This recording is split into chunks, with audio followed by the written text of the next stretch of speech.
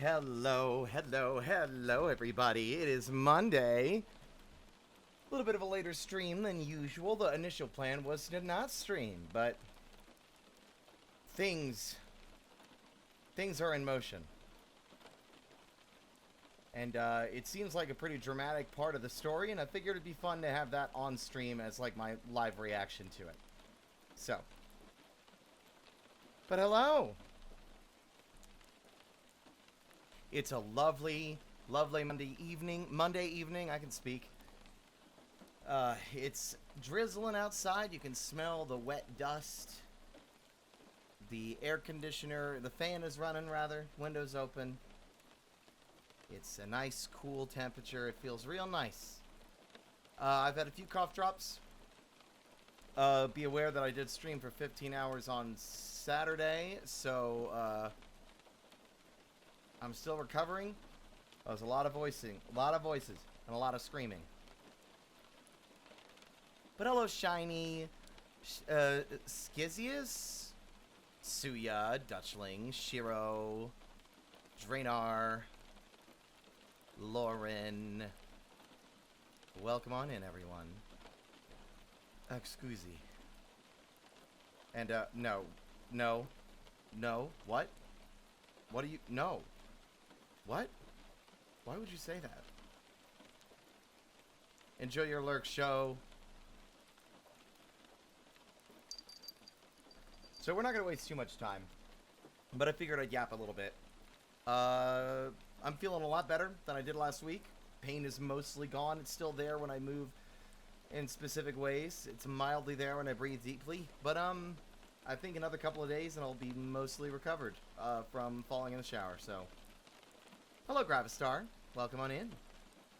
Tomorrow's my day off. I'm excited. Well, congratulations, Dutchling. Hope you enjoy your day off. I got the commission started from Mocking Moth. For those of you who have been around, y'all have seen the initial big sketch page I got from Moth a while back. He did an amazing job. It is still my favorite, my absolute favorite, commission with the imps in them, I think. One of my absolute favorites. And, well, a new sketch page is on the horizon, but we started with some character design to make punk outfits for the other imps. And while we don't have one for Wick yet, behold, it's Blair. It's Blair's punk outfit. He looks so good. Moth really killed it. Like always.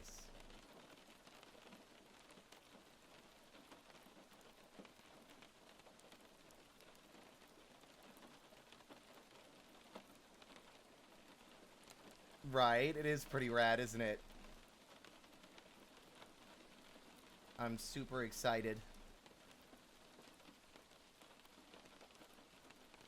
But, yeah, like, y'all should go check out Moth. He has a VGen. Let me see if I can actually grab that VGen for him. Mocking Moth. I'm sure it's on his blue ski. Gotta be on his blue ski. It is on his blue ski. There we go. You should go check out Moth's content. Commission him, support him. If you can.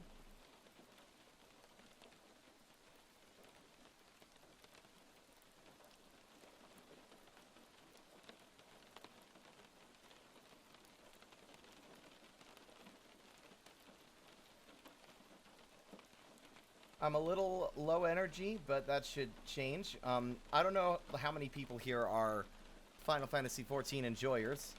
But as I've said before, I only just started playing the game about 1.5 years ago, so I am like a new player who has been playing through the game blind. So every big major plot development it can sometimes come out of nowhere. But oh, Daniel, thank you for the sub. Good morning. You might be on the other side of the world, either that or you just woke up. But for those who are familiar with 14. Cough drop, sorry. One life for one world. I think we're getting close to Stormblood, y'all.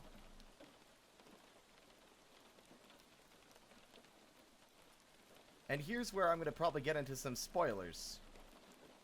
But, I mean, we're already in spoilers, so if y'all don't know, then, well, I guess it don't matter. But, at the end of A Realm Reborn, and at the start of Heavensward, there was a cutscene that played that, like, our character, like, Ruroki was not there, he did not see it. But it revealed that a trustworthy character that we've known since the start of the game was working with the, at the moment, main antagonists, the Ascians.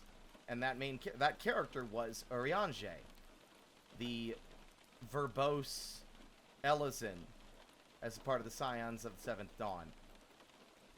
And I just witnessed a cutscene maybe an hour ago, with another Elizin, who was with the Warriors of Dark, whose goal is to destroy the barriers between all worlds, because their world, which is just like ours, is going to be completely subsumed by an overwhelming amount of light. If y'all aren't familiar with the series, all the way back in Final Fantasy III, they touched on the balance of dark and light, and how too much of either is destructive and just generally a bad thing. The cloud of darkness is what happens when you get an overabundance of dark. And then you get the reverse when there's too much light instead. But one or the other will eventually consume the world within which, it resides, and either swallow it into the void or purify it and into just a blank slate. Either way, it's not good. And so the Warriors of Dark are coming from their world that's being subsumed by the light, and working with the Ascians are going to break down the barriers between all of them and return everything to, I guess, the One. And in so doing, it would kill us all. Everyone would die, and everyone's essences and souls would return to the life stream, which is apparently preferable to having your world swallowed in darker light, because death at least allows the possibility of rebirth, whereas if your world is consumed, you do not die, and yet you do not live. You are stuck somewhere in between. That is what I'm understanding as of now. But that being said, Urianger is working with the Warriors of Dark to achieve this goal. He seems regrettable about it. He seems torn up about it, but that doesn't change the fact that he has effectively been systematically stabbing us in the back since the moment we met him. Probably sooner. And, that's kind of where we're at. The Warriors of Dark are attempting to summon, they're basically inciting the summoning of more primals, which are basically like, when enough Aether is present and people put enough belief into wanting to make something like that real, like a bunch of beast tribes believing in their god so wholeheartedly, with enough Aether, they can make that god real. And that's what a primal is. And primals drain the land of Aether, which is sort of like a magical, invisible force that sort of governs and breathes life into the world. So the more Aether a primal consumes, the more it can eventually cause like outright destruction to the land within which it resides, aside from whatever, physical destruction it's causing. It's bad. But the Warriors of Dark are attempting to just spur the beast tribes into panic and desperation to summon their primals again and again, in the hopes of making them even stronger, with the overall end goal being to, sow chaos and destruction and bring about, effectively, another calamity, and destroy the world. All with the goal of saving their own. And by saving their own, killing us all. And returning us all to the life stream. Not great. It all sucks. We just went to Alamigo. We learned that some crystals were delivered to the Amalja, who worship Ifrit, in exchange for their support of the Alamigan resistance, who are fighting against the Garlean Empire, which, if you don't know, those are the main, the evil dictatorship of, like, fancy crazy magitech that were at least partially responsible for the initial calamity and who are actively trying to encroach and invade Eorzea. So, a lot of bad shit happening. But that saying, we just ended a cutscene learning that, and we are about to go and deal with Ifrit. But the charismatic leader that we kind of like, or at least their mouthpiece, the false griffin, who we just kind of confronted to learn this information about the Amalja, spoke directly to us, Todoroki, about how we actually provided medication that saved his life at some point earlier in the game, and I feel sad that I genuinely don't remember him. But he expressed his gratitude, despite us, like, obviously tricking him in order to get information out of him about something, like, terrible happening.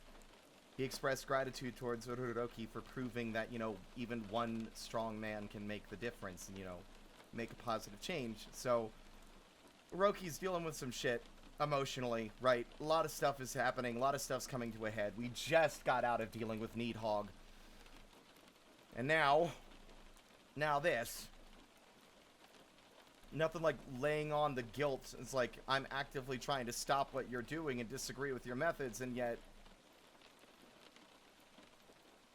we've done little to actually help the Alamegans free themselves from, like, the tyranny they've been stuck under for 20 years. Hello, Sab.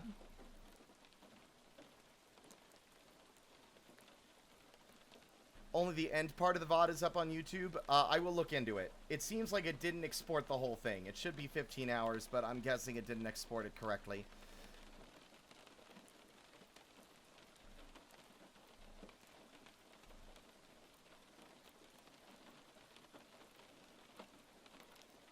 Deliver hugs to the Imp of Light.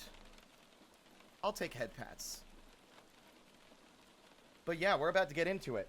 It was recommended to my friends recommended that I stream this part, which means that things are probably about to unravel pretty crazy. I already had a feeling that Urianger's, like, betrayal was going to come to light towards our characters pretty soon. Now it's just a matter of how that reveal will go. I also should mention, before this, we had a quest where we had to stop the kobolds from summoning Titan, and we were informed of this by a little child kobold named Gabu, whose parents were, like, basically going to be sacrificed for the sake of Titan summoning.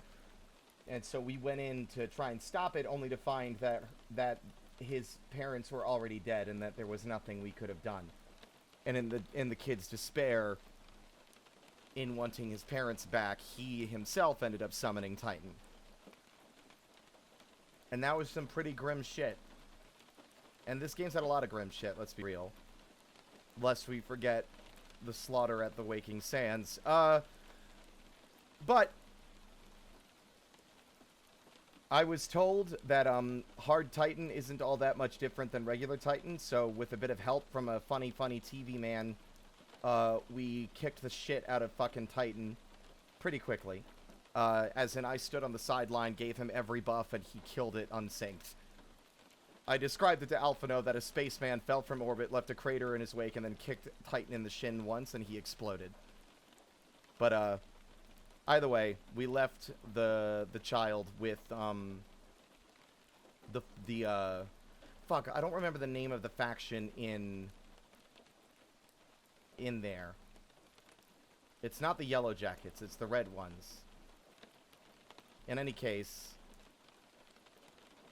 it's been... Spaceman does appreciate the Kobold sacrifice, but he was recommending that, you know, and I'm in agreement, right? Like, Titan's also my least favorite of the primals to fight, I'll be honest. And since the hard version isn't that much different than the normal version, I was okay with us kind of, like, hitting the gas to kind of pass through that fight and move on. The Maelstrom, thank you.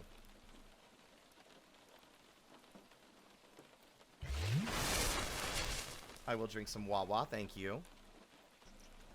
I will be reading the dialogue, but I'm going to attempt to be careful, because my voice is a bit strange still. I have been using cough drops, but, you know, there's only so much that can do to help. It's just to alleviate pain rather than to actually mitigate damage done.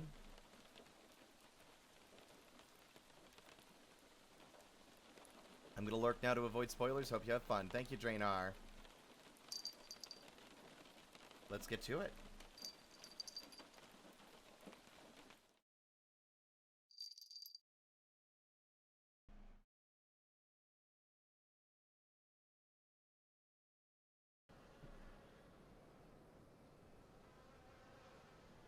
We're in. I also rearranged my hotbars. So now I actually have, I have a dedicated button right here.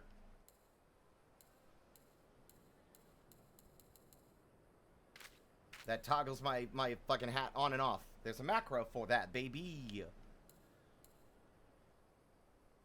So now if I feel the need to...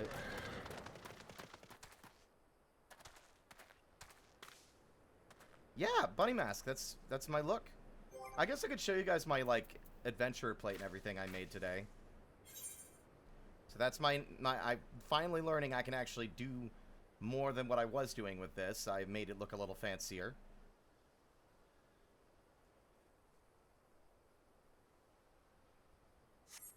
And I also updated my glamours and my portraits for all my active classes. Give it a second. It seems to be struggling to load a little, but, wow. What is going on? Hello? Why am I not loading? That's so weird.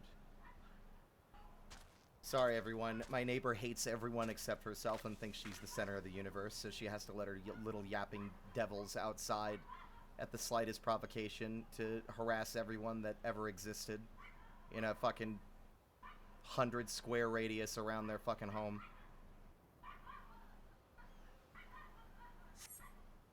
Wait, what do you mean I have to be by an aetheryte? I have to be by an aetheryte for it to load the visual?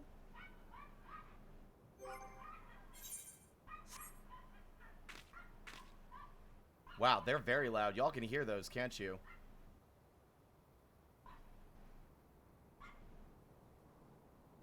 This is the hell that I live in. It's multiple times a day, every single day. If I open my window, if I cough, if I'm talking within my office, even at normal room, like you know, normal volume, they'll lose it. And I'm sick of it.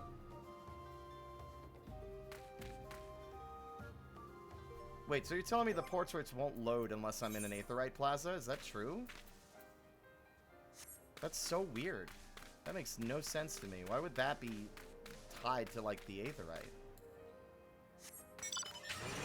Whatever, we'll go show off my fucking dumb things. I don't have a lot of options right now, which is why I've had to kind of get a little creative in order to make anything look fun or interesting. But alright, let's try it now. Wild. Okay. So we got Rogue. I'm looking at my knife all funny. I updated Astrologian, so now it looks like I'm drawing a card, like Yu-Gi-Oh style. Which I was proud of.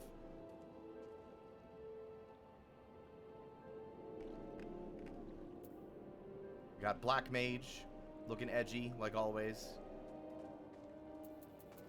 I updated Dark Knight.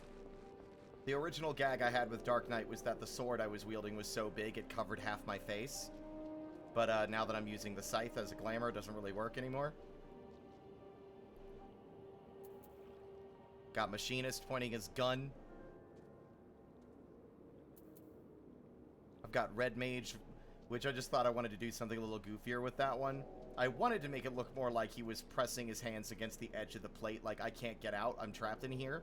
I didn't change Dragoon. Dragoon was just Wile E. Coyote logic of looking down and realizing that he's airborne, which I thought was funny. Although it doesn't read as well as I'd like.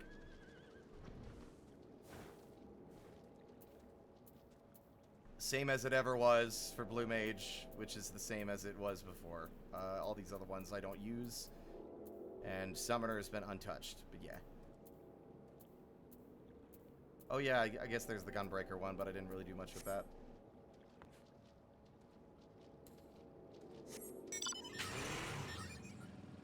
also rearranged all my fucking hotbars again. I figured it might be smarter to put, like, my universal shit that I need access to quickly.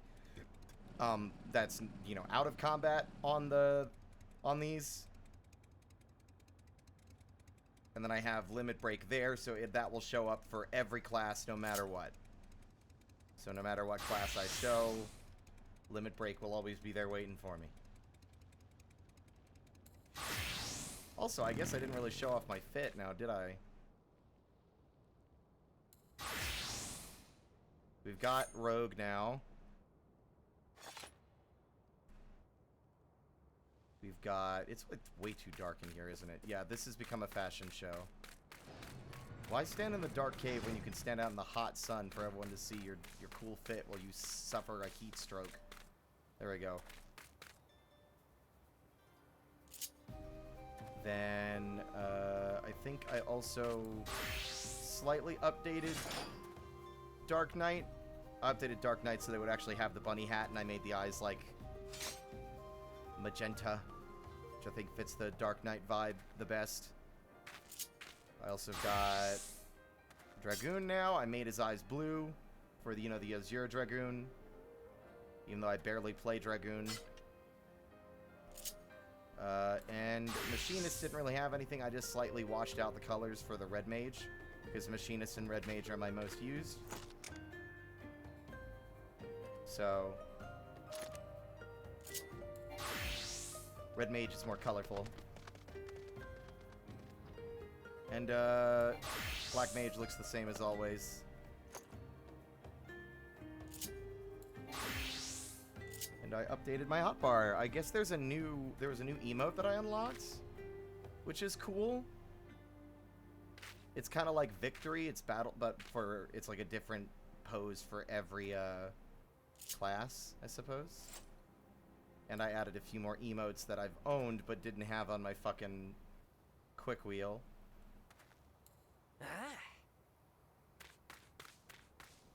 Yeah, the bunny mask's eyes are a different color palette. And judging by, like, the palette, from what I've seen, it looks like you can actually change more colors, but you have to unlock that later, I think. There's more, like, little sockets on it that indicate dye, I would assume. But I can't do anything like that right now. But we are going to go and do this MSQ.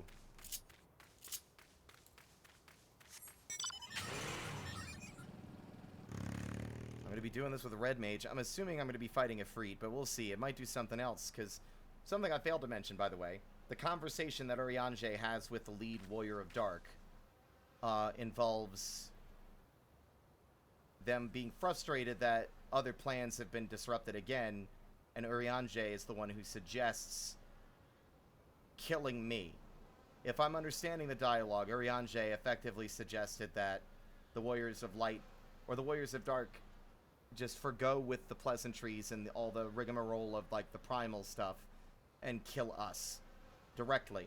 Because without our involvement and presence in this world, everything else will fall apart. The death of the Warrior of Light would be basically doom for Eorzea and its entire, you know, world at large. And, in a weird moment, even though they're plotting my death, the lead Warrior of Dark saying that you summon him to where we need him. I'll make it quick. There's something to be said about that character doesn't seem as smug and enthusiastic about doing what needs to be done as he initially seemed to be when he first appeared in the story. And I'm growing to actually like these characters because they're doing horrible things, but they're doing horrible things because they have no other choice. They either let their world be consumed by light and thus their people trapped forever in this, like, limbo between life and death, or kill them all to spare them that agony, but in so doing kill all of us and everyone in every world as well. There might be more to it that we don't yet understand. Because I'm more convinced that the Warrior of Dark isn't lying. I think the Ascians might have a bigger hand in the tragedies happening all over the place then we yet know. But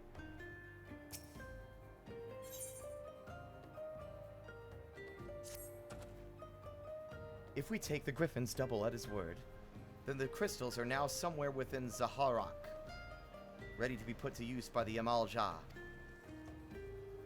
We must appraise Alice of all we have learned. I will join you both in Little Alamigo after I have changed. You don't have glamour plates, bro? Okay. Seeing Alphino in other clothing looks so weird as well.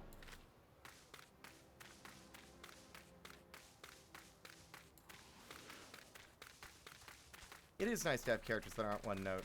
I don't mind one-note characters, but even then, I can see, like, a guy that takes joy in killing people and causing chaos can still be interesting in that there's, like, reason they're like this, you know? But I prefer... Like, that's why I was, like, I was also genuinely, yesterday, a little annoyed. We did a dungeon where we had to defeat Ixal Priest before he could summon Garuda. And that's when we first encountered the Warriors of Dark again for the... Like, we hadn't encountered them in a while, and we saw the rest of them. And the Bard was very smug about having shot Alice with a poison arrow, and how she would be glad to shoot Alphino as well. And it's like... I can't understand why... Like, look, I understand that your world is in great peril. And that things are not ideal. But it doesn't make sense to me for you to take such very obvious pleasure in causing suffering for others.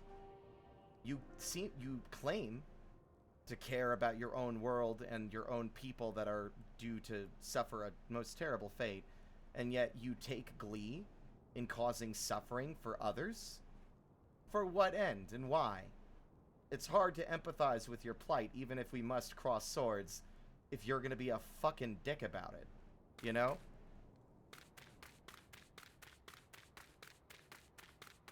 Suffice to say, the Bard in the Warriors of Dark is my least favorite, and I can't wait to throw her off a bridge. That was a fucking unicorn. Okay, that was cool. It's Big Boy Omega. Yeah, that is a big boy. Hey, Thancred! When did you get here? Kept you waiting, huh? My apologies.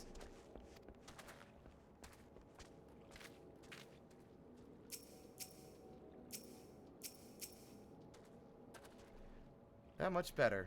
That's much better. Subterfuge was never my strong suit. You are prepared for battle, then? About as prepared as I'm gonna be.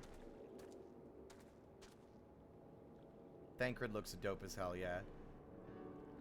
Now that Thancred has finally arrived, mayhap you could share your latest findings. Also, I saw you earlier, Tech. My bad. Hi, Tech.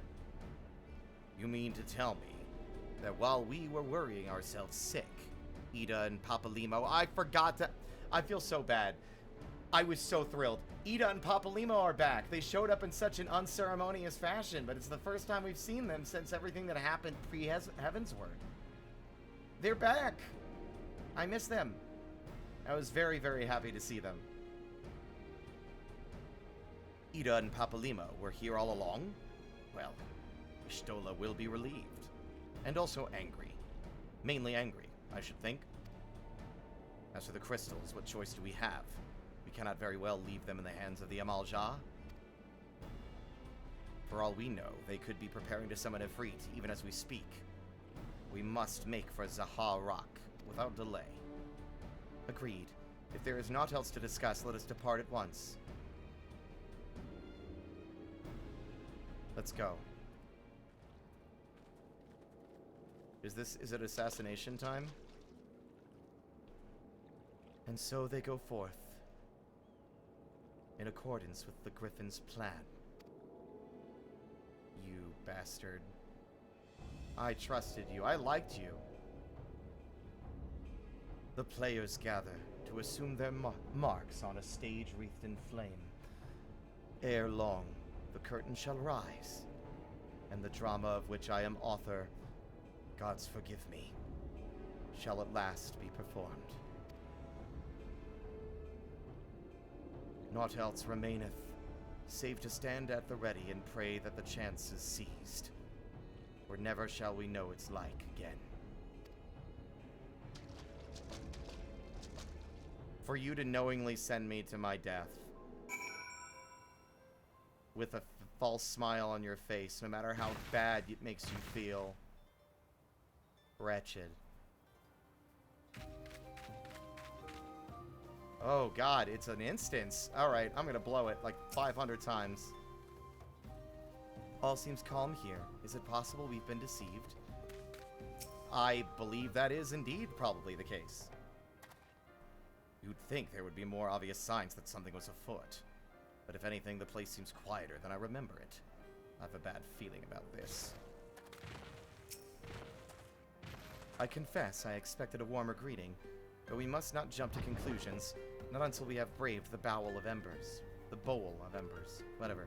We must be ready to engage the enemy at any moment. If you would make any final preparations, pray do so now. I shall await your signal. Oh no. Whenever I fucking see this little box, I immediately get a sense of dread. Upon proceeding to the Bowl of Embers, several cutscenes will play in sequence.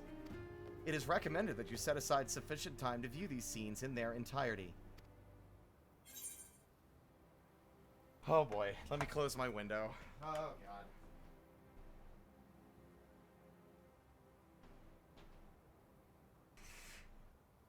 So, I nearly slipped on the floor.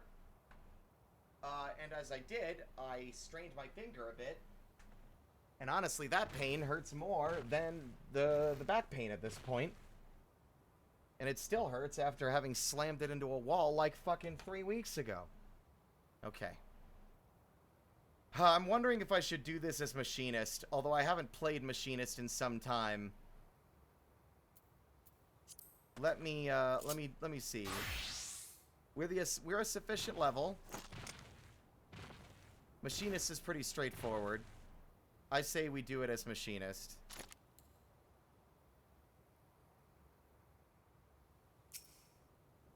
Well, I also haven't done Machinist in a bit, so I think that'll be fun.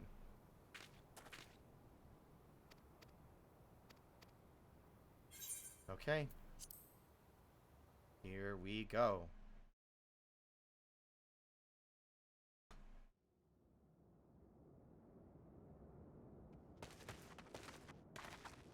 This isn't right. The Emulger would never leave this place so poorly guarded. Feel like we should have read the signs. What? Not willingly, no.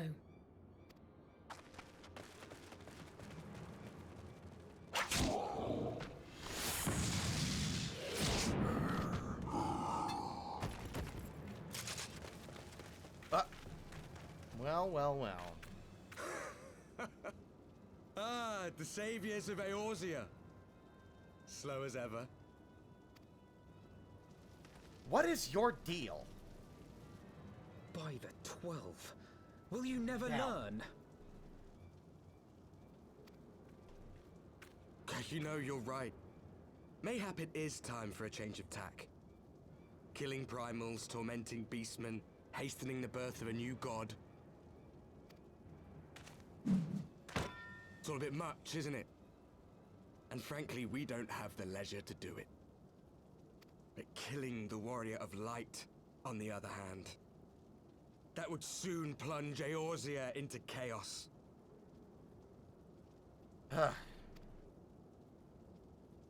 One life for one world. A fair exchange. Wouldn't you agree? Except it wouldn't just be me dying, asshole. My death would facilitate the death of everyone else, and I hate that I'm saying that out loud because it really does just mean that everything relies on me, and that's too much pressure, but we're going to ignore it.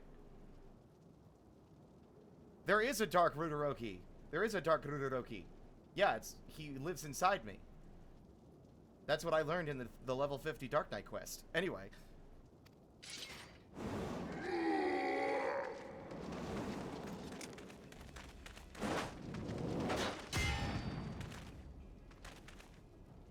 Lest you forget, you've more than one opponent.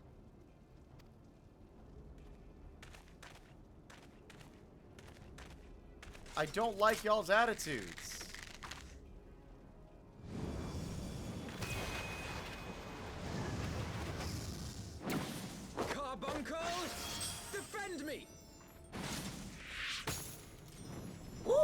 boy! I sense you will offer more than mere target practice, unlike your sister. Hey, Ranger, I'm gonna stick my gun down your throat and see how your stomach handles all the fucking bullets. Alizé!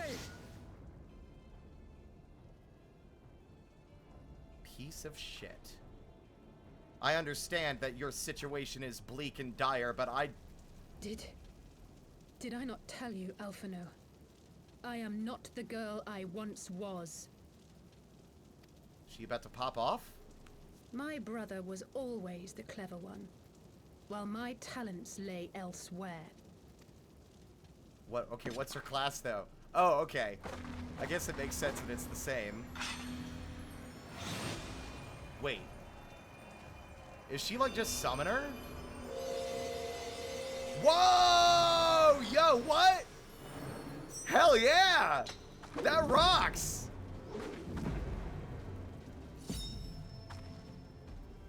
If you would dare to stand against us, to destroy all that we hold dear, then you shall die by my sword. Fuck yeah, sister, let's do it. Anyway, what I was saying, like, I understand that things are bleak for you. And that it has to come to this. That there was no other way. But if I'm honest, your attitude is unbecoming. And I'm gonna take pleasure in putting all of you in your place. And if that place happens to be in the ground, then so fucking be it. Let's finish this.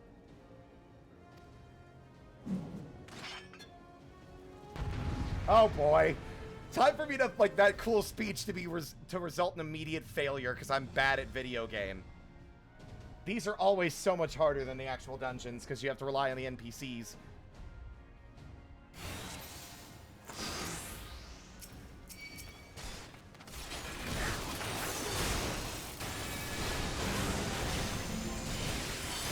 Nah, I'm not fighting you. You're not the guy I have beef with right now.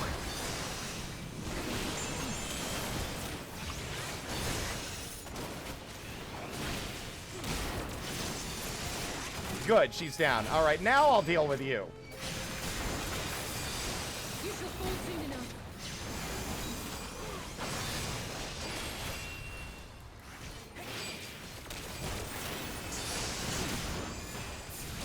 Oh yeah, he's protected. There is no escape, huh? Got too caught up in the fucking drama.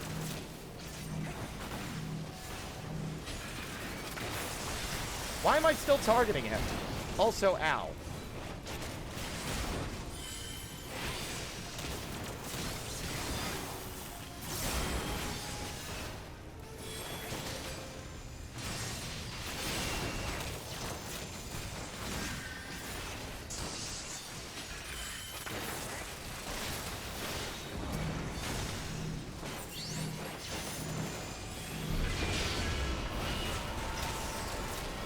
Whoa, what the fuck just happened there? Is that the echo? Okay.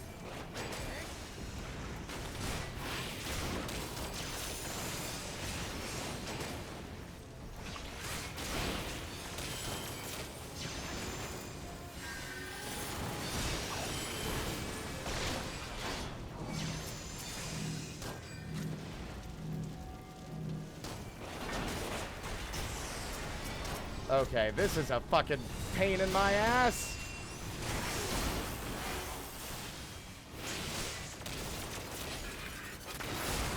I should have taken care of the fucking devout.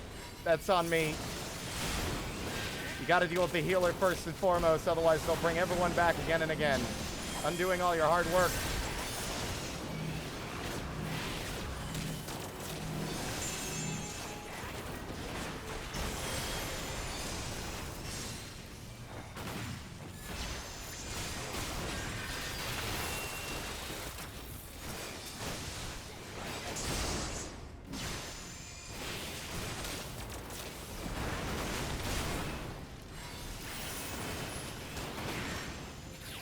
Oh.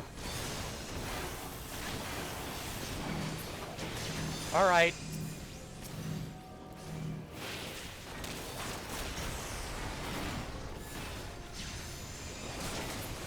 Now it's just you and your little ranger friend. Oh, for fuck's sake.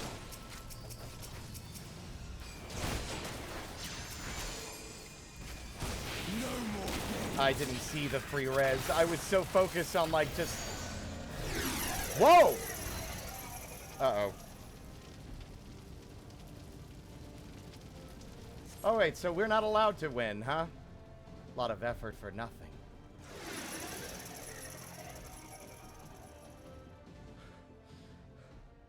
It ends now.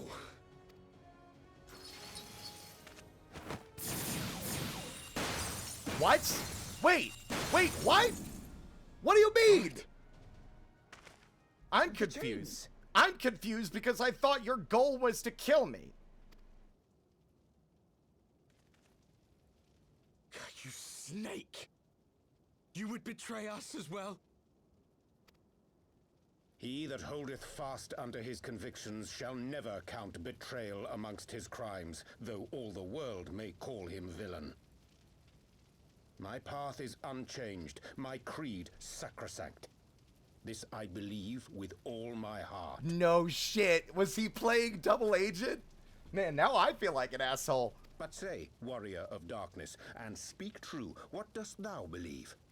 That rendering up the souls of thy world in service to the rejoining will grant it salvation? Nay. Hell yeah, I knew you were a good dude. It was like hard to believe that you could turn your back on your friends like that. By the 12!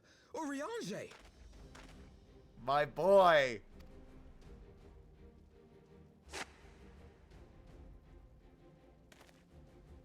Mine apologies, Master Alphino. That the brightest light might shine, duty did compel me to walk in darkest shade. Fucking goat! He's the goat! Hell yeah!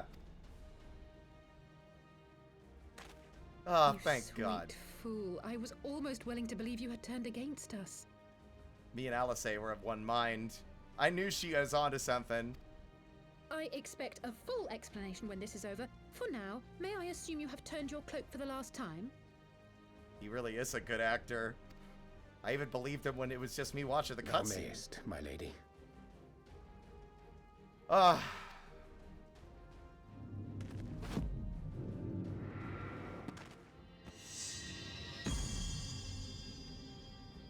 By thy leave.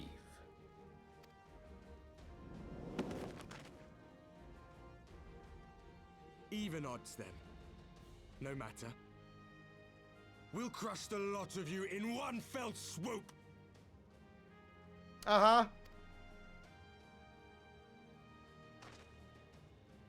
Understood. Hearken to me. We only have one chance. Channel your ether into my blade that I might strike before the mage casts his spell. I don't know how to do that, but I'll try. I cannot do it alone, but together we can defeat them. You got it.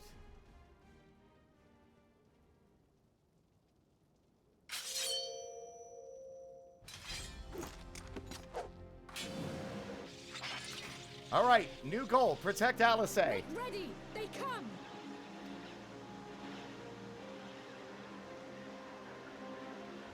Okay, all right.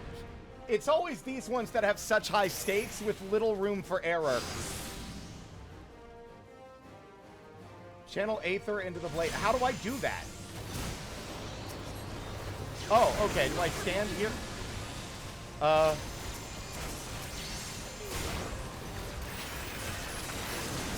wait, wrong guy. What am I doing?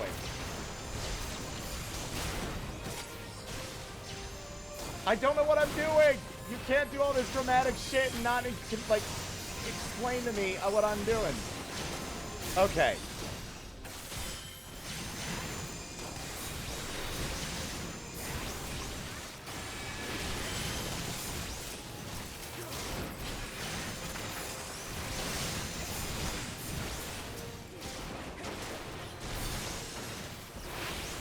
Oh. Do I need to stand on the points, I'm assuming?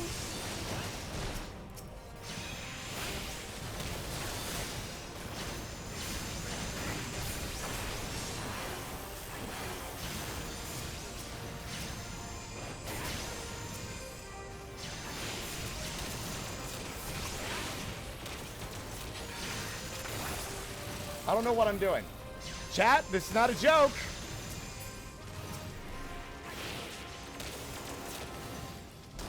I don't know how to channel like Aether into her blade. Like the meters just.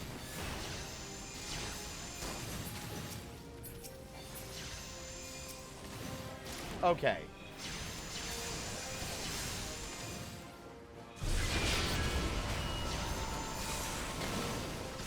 The ether. It's not enough. God damn, dude. Okay.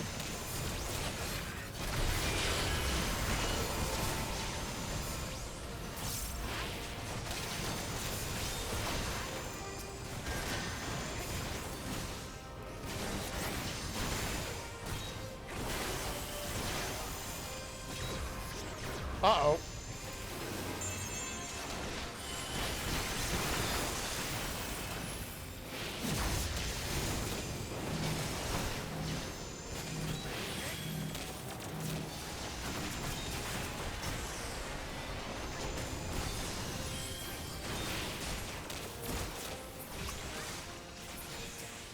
I don't see the blade of light. Okay.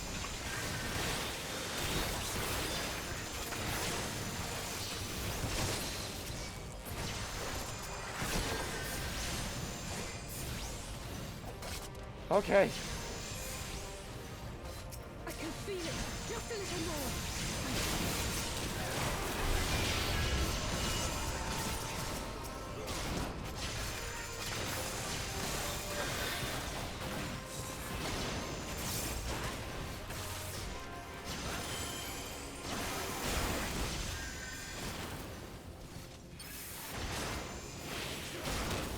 Hurry it up, Nightmare!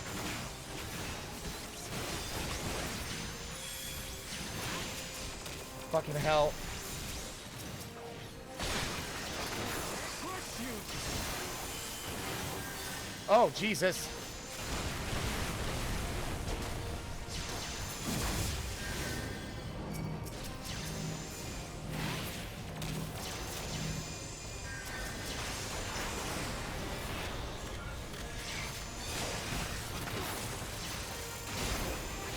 Okay, okay, okay.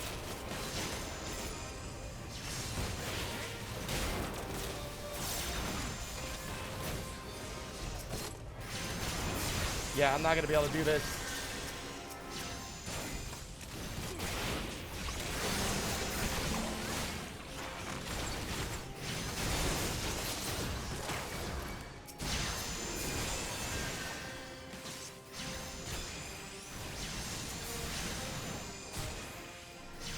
Oh, it's the ranger. Ugh.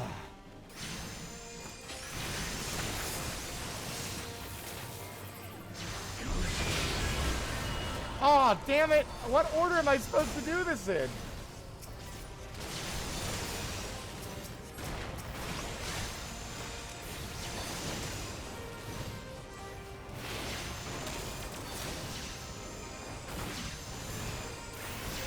Oh.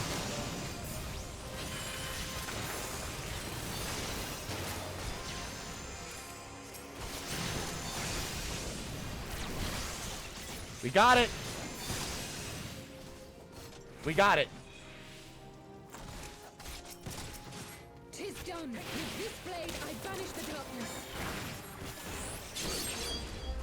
Holy shit! No. Not like this.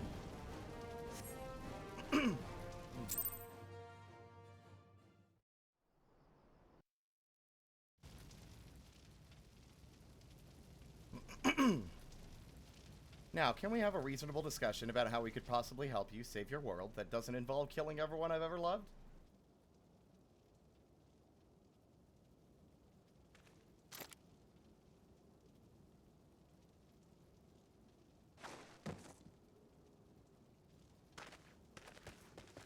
Alize, are you hurt? Yes, idiot. Did you not see?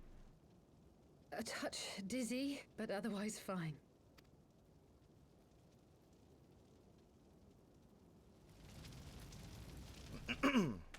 And there you have it.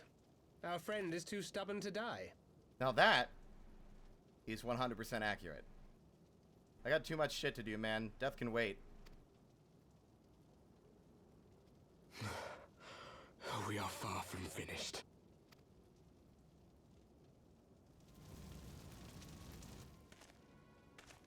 Or have you never considered how we came to this world? No?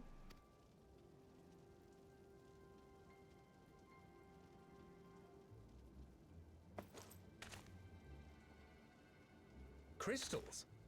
You mean, like the Ascians? Just so. As the Ascians flee unto the rift twixt planes with crystals of darkness, so did these warriors come hither with crystals of light. Eloquent, as always. Aye, like the Ascians, we too are beyond death. You cannot defeat that which is eternal. My guy. Like, I know we're all, like, butting heads and shit, but can't we just take a moment? Is there nothing else we can do?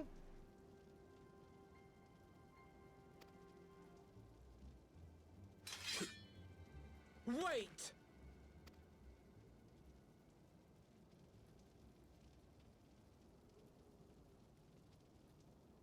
Such methods as the Ascians employ require the renunciation of the flesh. You would have had to...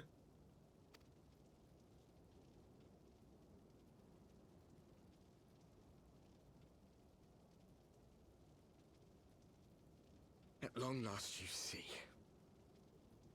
To save our world, we gave our lives. Shit.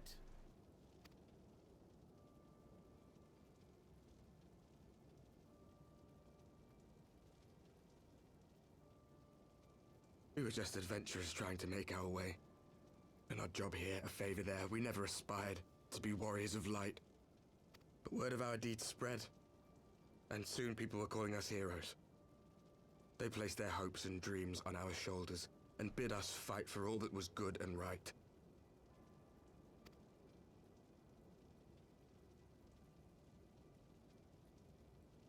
We fought, and we fought, and we fought, until there was no one left to fight. We won! And now our world is being erased from existence.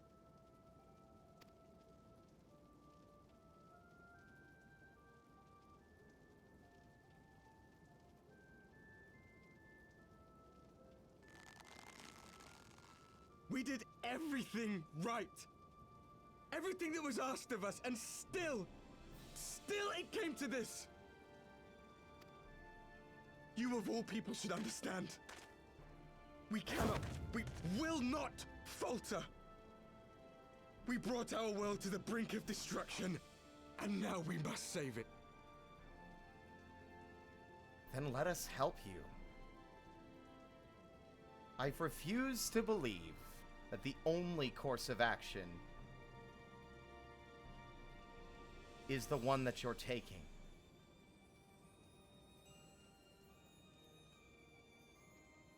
I don't want your world to die. Look, man, I was just a nobody. I arrived here on a fucking pirate ship. And I stumbled ass backwards into all this. I didn't ask for it. Just like you didn't. Is there no way that we can work together?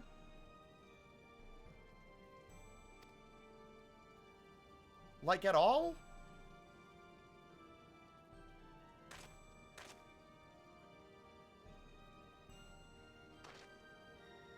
Surely the Ascians are lying to I've you. died before, Arbit. I'm not afraid to die again. Arbit.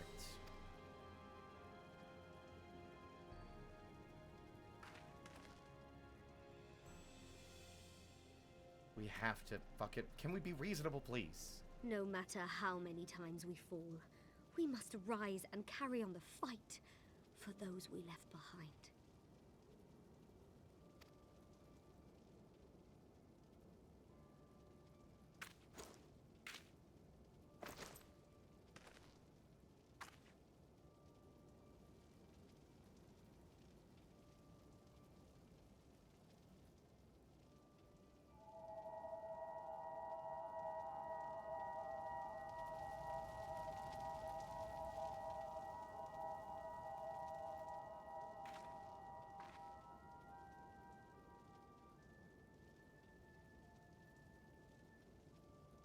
To have known the depth of sorrow and embraced the highest sacrifice. Nonetheless, Master Louis Sois, guide my hand, I pray you, as fate's thread spinneth upon this most capricious spindle. Quickly! Thou must needs invoke the power of thy crystal. Wait, what? Oh, fuck, man, come on! Can I have at least one moment of diplomacy? Ugh.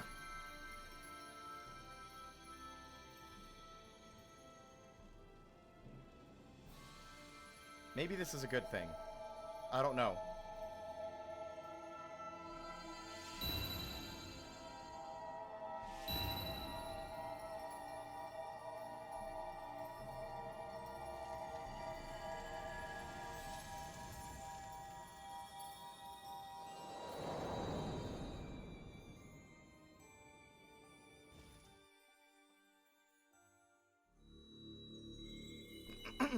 Huh?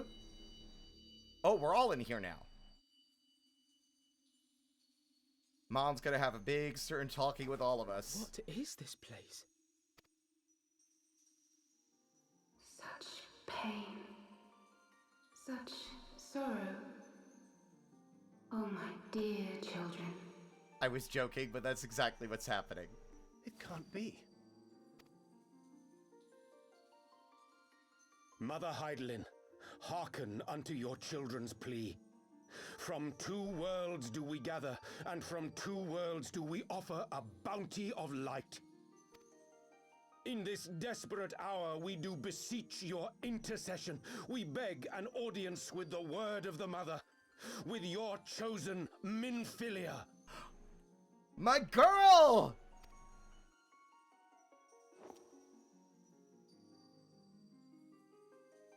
I miss you. Your cries go not unheard, nor your sacrifices unnoticed. Though many are lost, there are those we can yet save, whom I can yet save.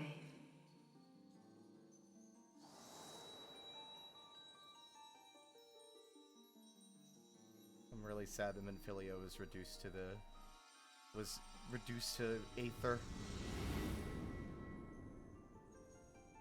Not sure how I feel about the pigtails, Minfilia, but it is good to see you nonetheless.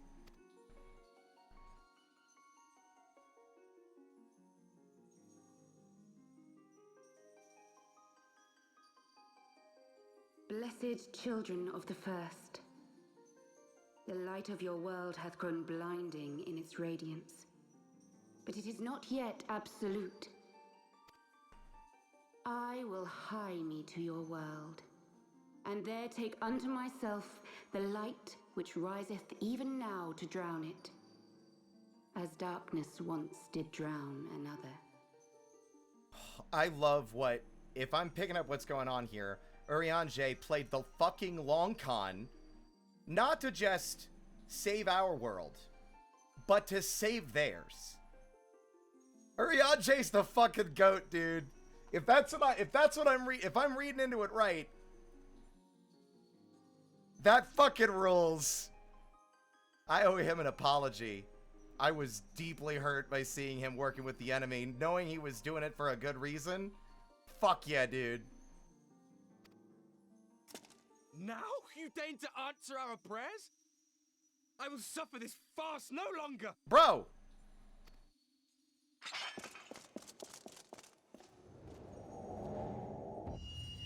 Yeah. I understand you're upset. Shut up and sit down. As the Ascians must serve as instruments of Zodiark's will, so too must others carry out the will of Hydaelyn. I don't think I understood it till now. They might have explained it, but now I get it. Hydaelyn is basically the source of light, and Zodiark is the source of dark. Okay. That's something wasn't clear to me before, but now it is. But for the boon you have granted her, she has grown strong enough to set me free, that I might serve as her emissary. Your suffering, your sacrifice, your supplications, she has heard all. We will not let the first fall to light.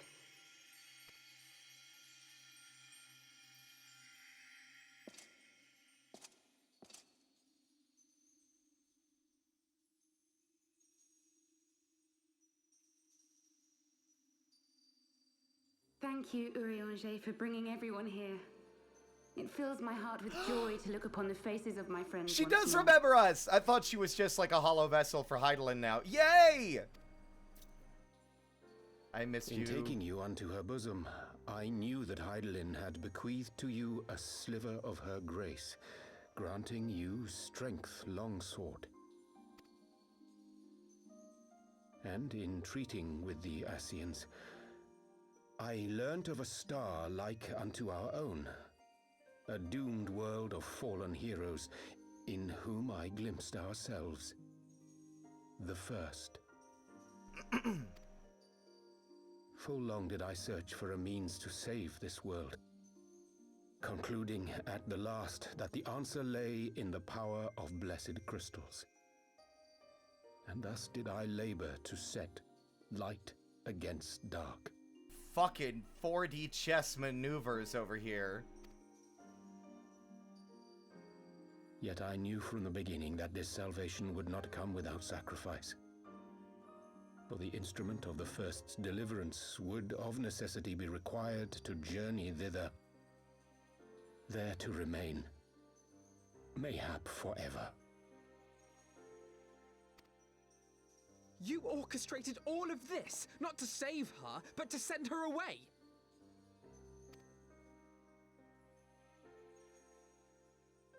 One life for one world. Such was the bargain, and you the coin, though it were not mine to spend.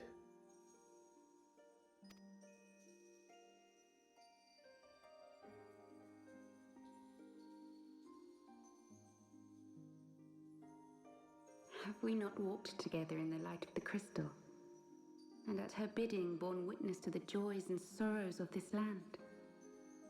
Each and every one of you knows my heart. If this be the price I must pay, I pay it gladly. Fuck.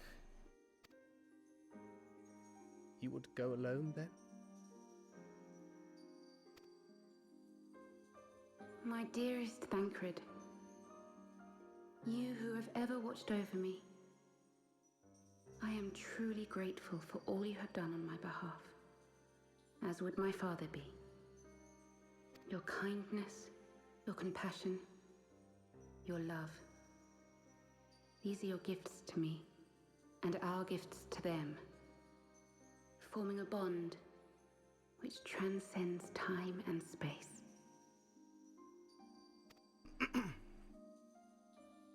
Fuck, dude. Sometimes I forget you are not the child I once knew. Make me proud.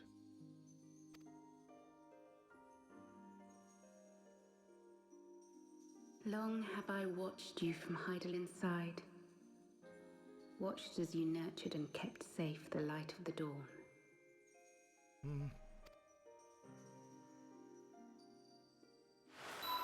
Ah!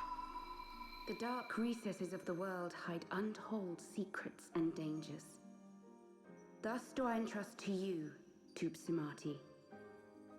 I pray you, keep to the path that you may never have need of it. Thank you.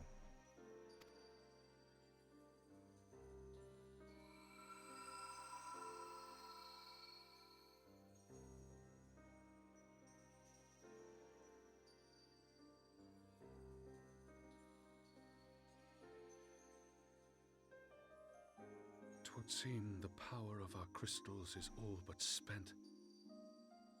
Perhaps, if there is naught else to be done.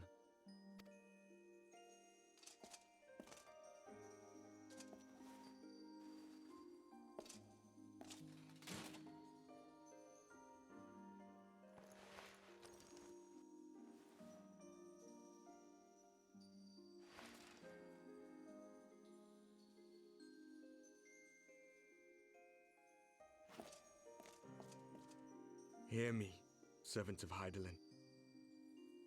If you would have us place our trust in you, then I would ask a favor.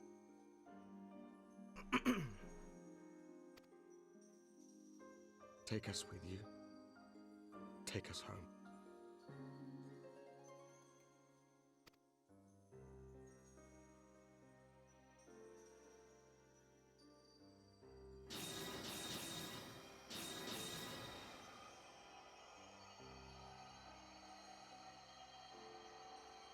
We were blind to the truth once, so I tell you this, as one fool to another.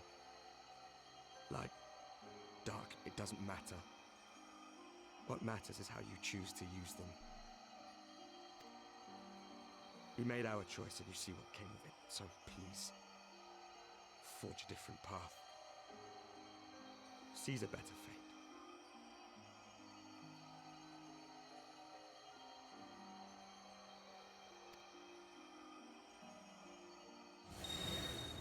Roki definitely nods to that. I don't think he knows what to say because there's a lot happening. And he's kind of overwhelmed, I would say. Tis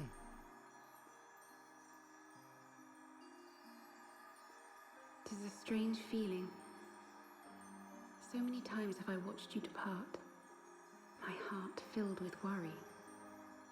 And ever did you return to me in triumph. Someday, when I have found a way to free this star from her sorrow, I promise you I shall repay the favor.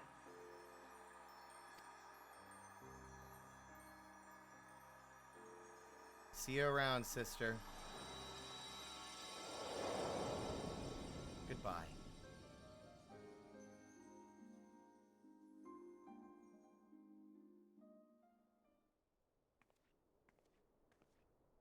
Oh, fuck. Of course we go back and we fade in on her mom.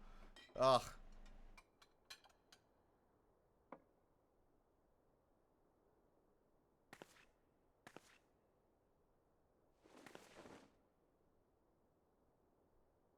Thank you, Lemmy, for everything.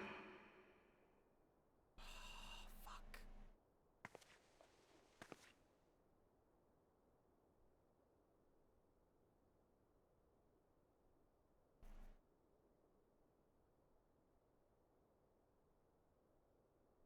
Oh, God, no, not just fading out on her alone.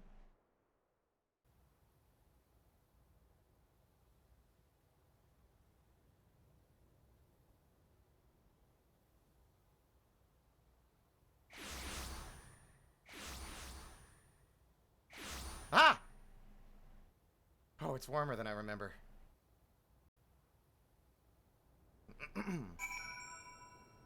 Old relevant clip? Wait. What is this? Hold on. This is my clip, but I don't remember this.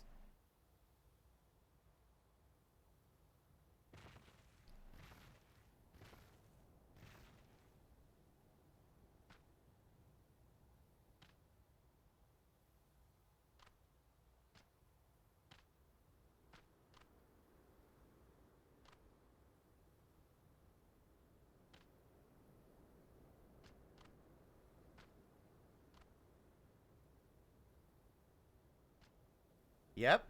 I think I reiterated that earlier. Yep, thank you, Sab. Yes, I said that earlier. Light and dark are just two sides of a coin. One is either or. They're not inherently evil.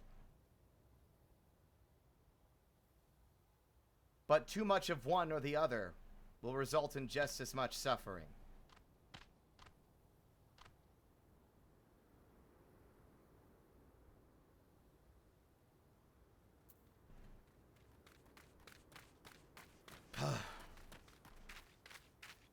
you believe this shit, Nocturne? Oh, God.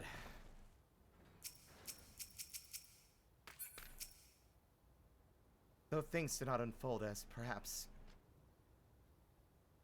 I meant to say, I truly believe that she... Forgive me. I should not have spoken. It is not my place. Speak thy mind. I do not expect thy forgiveness. Arianje?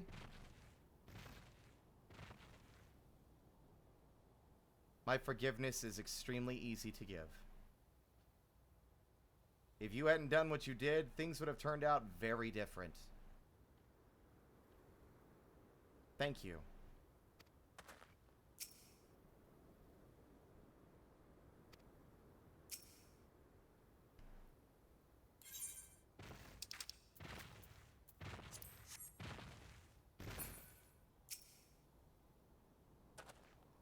It would seem we are in southern Fenland again. Minfilia's doing, no doubt. May the 12 speed her on her way. And the Warriors of Darkness, too. I cannot help but wonder what awaits those wayward souls. If they gave their lives in order to travel to the source, then in returning to the first, would they not? But mayhap that was their wish.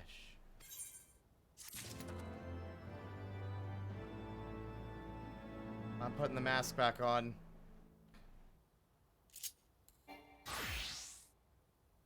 I've come to think a bit more about the bunny hood. I like it, as is an outfit. But I also like to think that it's Roki's way of kind of coping with what's going on. It's a mask to hide his face. Not just so that, you know... I mean, I guess if he wears it enough, it doesn't really matter. The Warrior of Light is still the Warrior of Light. You're going to recognize the Lalafell and the bunny hood. But hiding his face means that he has a bit more control over who is aware of how he's feeling. Like, emotionally.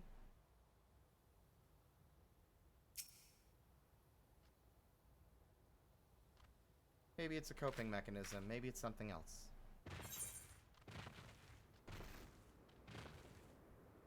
An ending to mark a new beginning.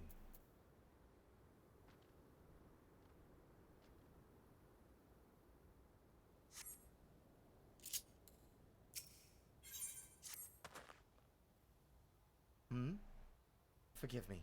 My thoughts were elsewhere. And this, when I know full well there is yet work to be done. The crystals... Leave them to me. I will go back into Zaharak and secure them. The Amal-Jah will still be in disarray after the thrashing the Warriors of Darkness gave them. They are not like to notice a lone bard skulking about. But Thancred, you... don't have to do this. I know. But I want to. I will see you at the Rising Stones.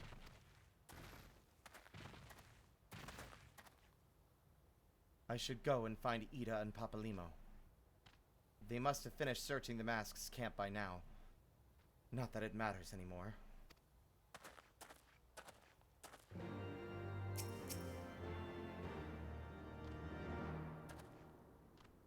I forgive you, Arianje. Especially, like, Minfilia's response and understanding, and me knowing the context of everything that's happened. Ururoroki isn't one to hold grudges against them. You know? It served a good cause. Although I wonder what the aim of the Ascians truly was. And what will become of that, now that the Warriors of Darkness are gone. I'm actually quite surprised. I feel like the Warriors of Dark were not even here that long. It feels like their story ended very quickly, which leads me to believe they will make their return. Whether they will be antagonistic or not, we will wait and see, but this isn't over. Far from it. You must be tired, Ururoroki. I know I am. If thou wilt permit me, my lady, I would ask a question. When didst thou become aware of mine independent pursuits? When I saw you meeting with the Warrior of Darkness and the Ascian in white at the Great Library. I tried not to think the worst. You've never been one to confide in others, so I knew that even were your intentions pure, you would not share your plans with us until you felt the time was right. But I cannot deny that a part of me feared you had simply betrayed us. Would that there had been another way. Know that I took no pleasure in deceiving thee, and that these sins will forever weigh heavy on my heart. I understand why you did what you did. That you but sought to achieve the greatest good while inflicting the least harm.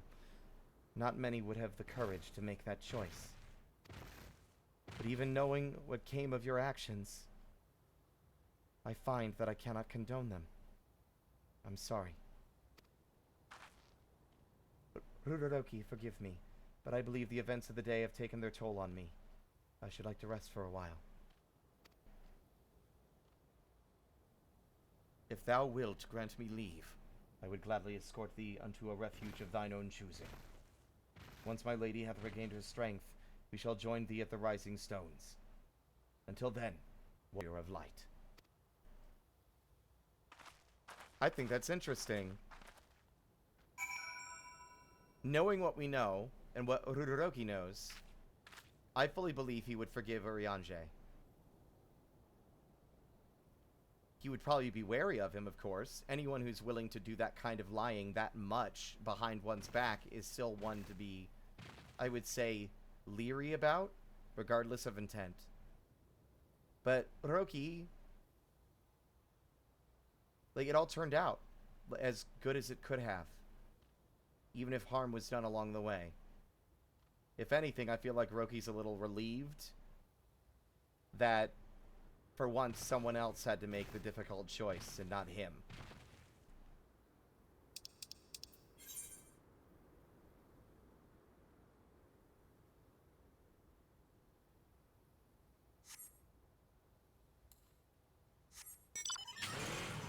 God fucking damn, though, dude.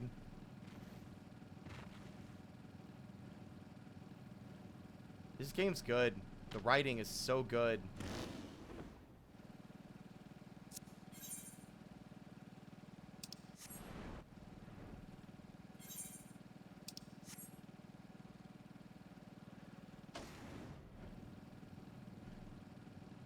Takes a little bit of the weight off our shoulders. Because, yeah, like, knowing their story, Uroki's, like, 100%, like, can we not be fucking fighting? I know time is of the essence, but there's gotta be a better way to do this.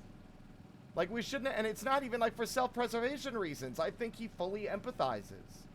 He wanted to help. He's angry at them for the hurt that they caused, but in the end, they're doing it for, you know, the right reasons. It's a lot to take in, fellas.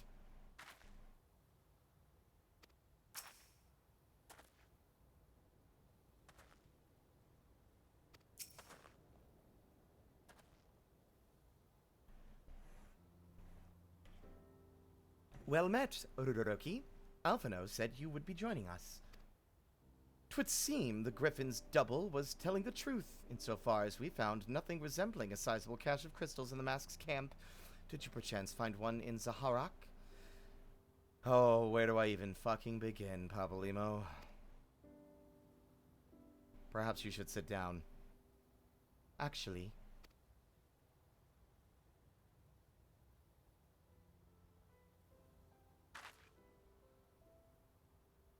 I don't believe it. The crystals, Minfilia, all of it? It's just... I don't know what it is. I sympathize, Ida. Even now I struggle to comprehend that which I saw. The only thing I can say with any certainty is that I feel blessed to have been granted a final chance to speak with her. 'Twas bittersweet, aye, but also affirming.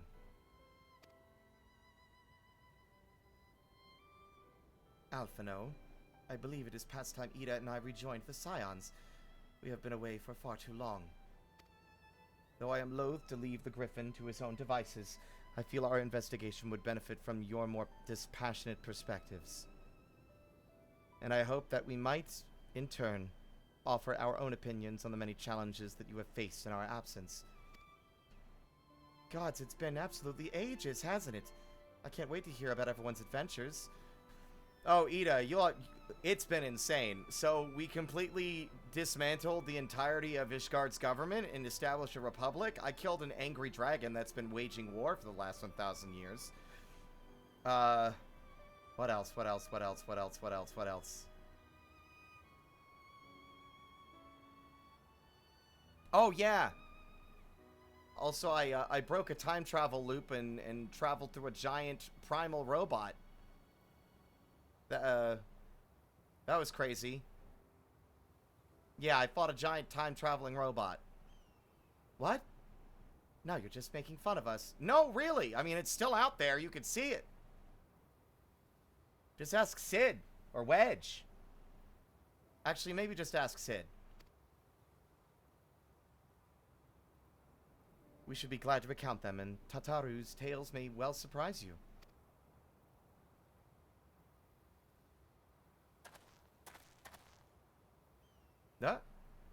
Gundabald.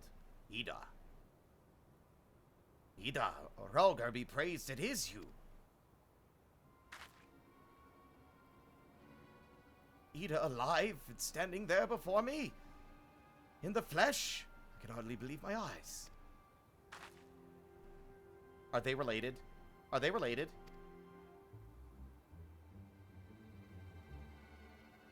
She knew. Oh, okay. I didn't know much about Ida.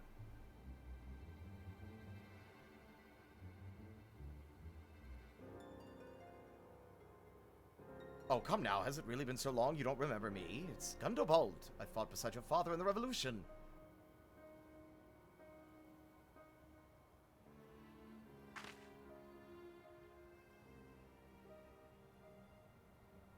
Nothing less of her, my friends.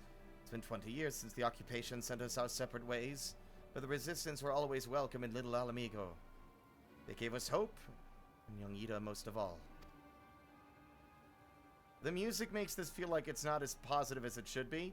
Ida here was always full of fire, even the first to volunteer for a mission, till the day she up and vanished. That is, there were rumors and we feared the worst, but here you are. Alive and well, looking nary a day older. Well, what can I say? I'm sorry for running off like that and making you all worry. It's a long story, but you see, I got involved with my friends here, the Scions. I'm sorry, we were still the Circle of Knowing back then. Right. Anyway, I wanted to come back and tell you, but it was all very secretive stuff at the time, and as you can see, I'm completely fine. I know we've got a lot to talk about, and we will. But right now, I've got to hurry back to our headquarters. My friends are expecting me.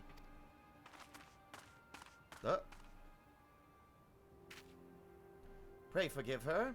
It's been a very long day for us all. I promise we will visit again at the first opportunity.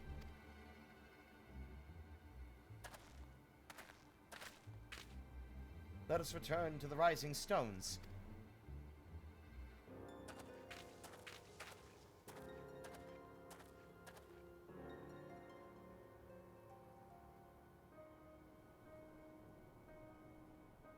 Hells take me for giving you that mask. Wait a minute.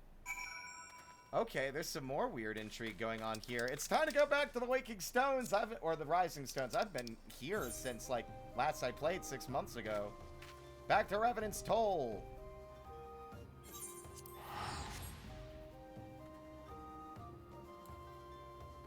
Hat back on.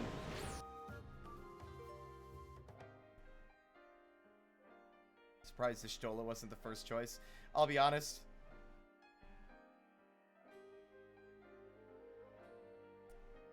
That whole time travel thing was so insane that I think it just slipped my mind as Stola was also there. There was a lot going on.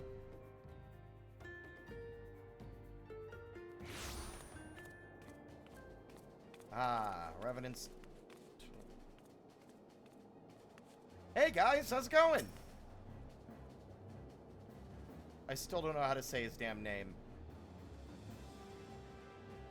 I forgot you guys were hanging out over here. Can't do the next Red Mage quest line until,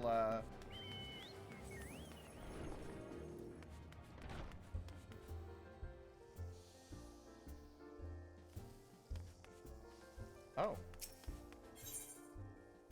Oh, there's the extreme Needhog. Greetings, Ruroki. I am ever glad to see you pass through the seventh heaven with purposeful stride.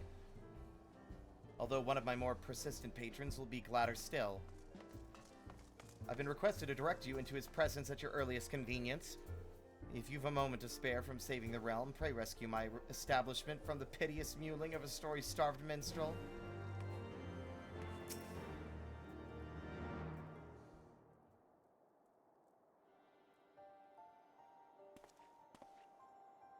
Ruroki, I have subsisted on the scraps of travelers, all but wasting away whilst I awaited the full repast that only you can provide.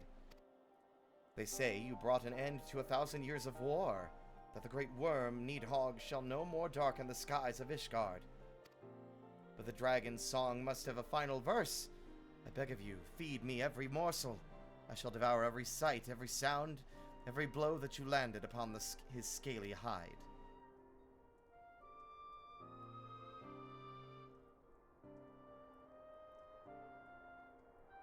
What glorious fare! Brother set against brother, a fallen companion saved. I am revived and restored, and my fingers ache to strum the score.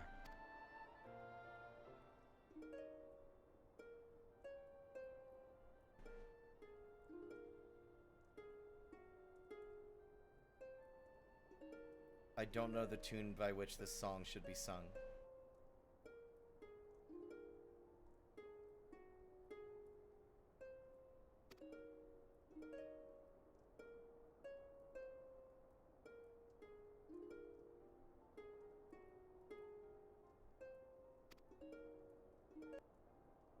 I wonder if someone's done covers of his songs. What say you? Does your blood not quicken at the tales we're telling? One might accuse the language of being overly flowery, but epic deeds demand epic depictions, do you not agree? Alright. Well, I'm half tempted to maybe do... This might be the first extreme I felt the need to do. Get down! Down now! The tower is not for you to step on and get your little fucking kitty cat fur all up inside it.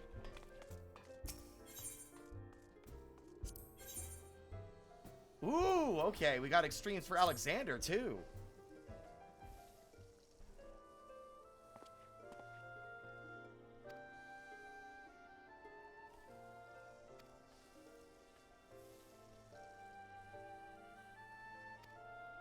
I can't wait to get more things like Alexander, right? That was such a cool side path.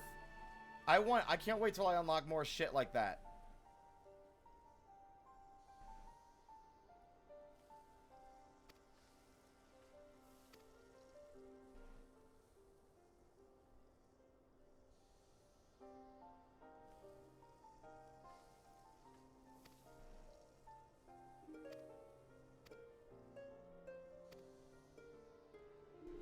Because I liked Needhog. Needhog was fun. I'd be willing to actually learn, like, do an actual extreme.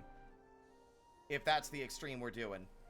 And we've got enough people in the community and in my friends group that we could do that without me having to worry about doing that with, like, randos. Like, my biggest fear when these kinds of things come up is that there's just not enough people available to do it. I don't know enough friends to coordinate and plan.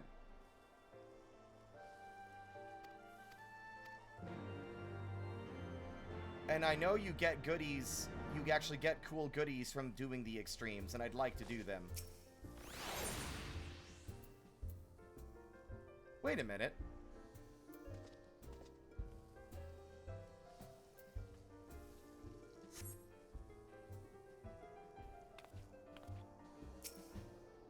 Speak with Red Bricks in Maker's Quarter. Okay.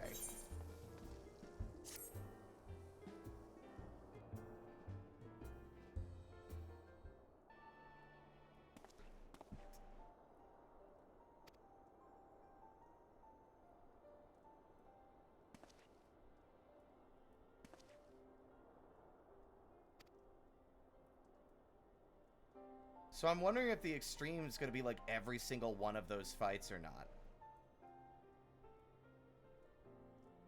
Oh my god. It is. Your story stirs my muse from her slumber. To think that the goblins would contrive mechanical soldiers that could themselves combine to form a veritable walking fortress. And within a walking fortress, no less. The tales of my boyhood were not half as fascinating.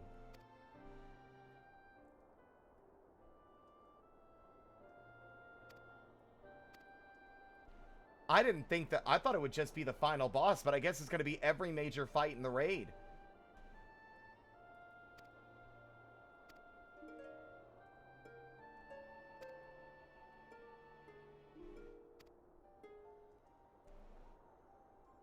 So are these the extremes or the savages? And I don't know what the difference is between extreme and savage. Is savage harder?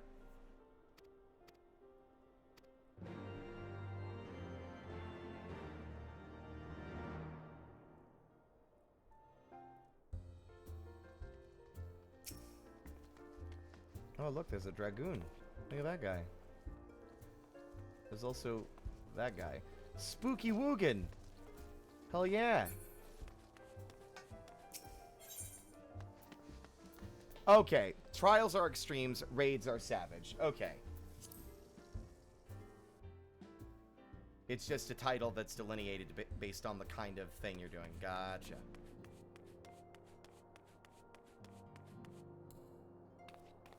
Oh, Alpha no. Welcome home, Ruroroki. I trust your journey was uneventful. You will be pleased to hear that Thancred has secured the crystals. He sent word a short while ago. Once he has delivered them safely into the Temple Knight's care, he will rejoin us here, and we can declare this matter officially resolved. While awaiting your arrival, I took the opportunity to contact Ishtola and Kryl, and briefed them on all that has occurred. I also requested that they return to the Rising Stones at their earliest convenience. Now that our lost friends have been found, it would seem meet to discuss the future.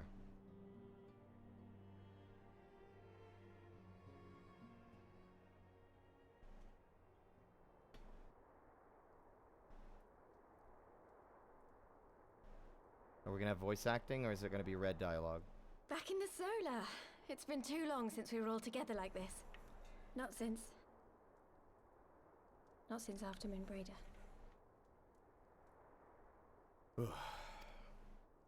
Much has changed since then. We ourselves, most of all.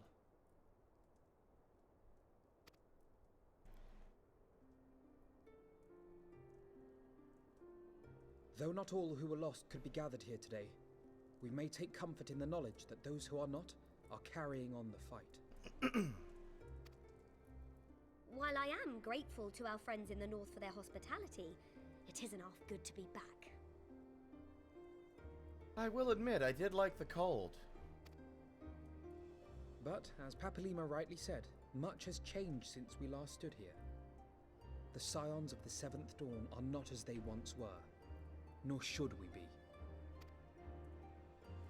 Our travels in the north brought us into contact with a host of fine and generous people, and their selfless deeds serve to show me that it is not lofty causes that should inform our actions, but our hearts.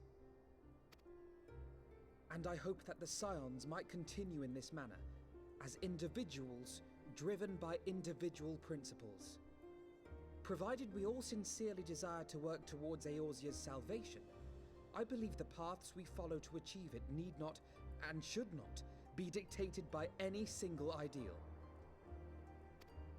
Companions bound by a common purpose, free to go whither they will. The idea is not without merit.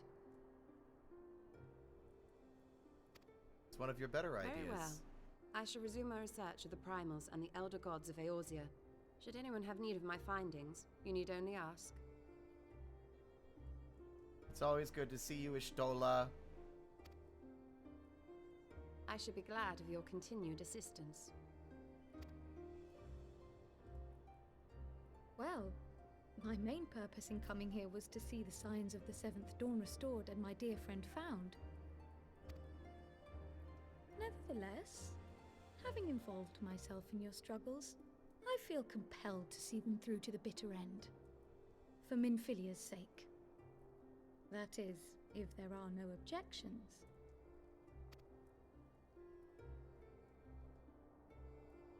I'd be glad to have you. You will always be welcome here, Kryl. Absolutely.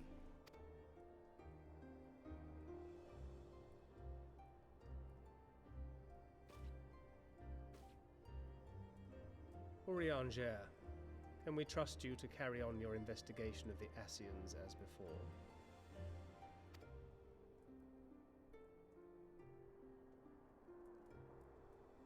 Regardless of mine own desires, I am undeserving of your trust, having so villainously deceived you all. Now, I'll hear no more of that. 'Twould be disrespectful of Minfilia's wishes. She entrusted matters here to us, that we might protect this star and understand the truth which hides at her heart. Mayhap I can handle the former, but I think you far better suited to the latter. No? Can I be honest? That's an insane amount of growth from Thancred. I feel like the fact that, wow.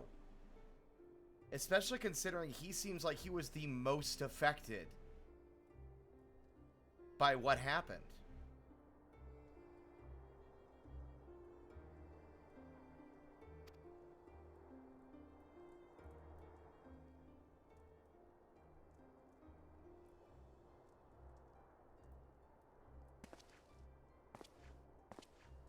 Very well.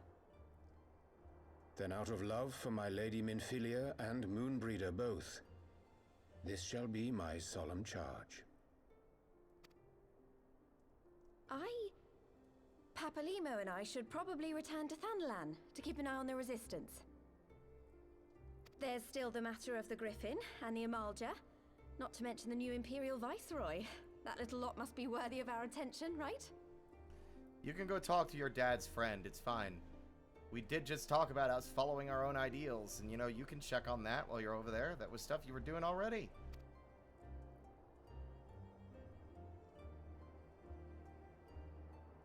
Papalimo? And what will you do, Alize?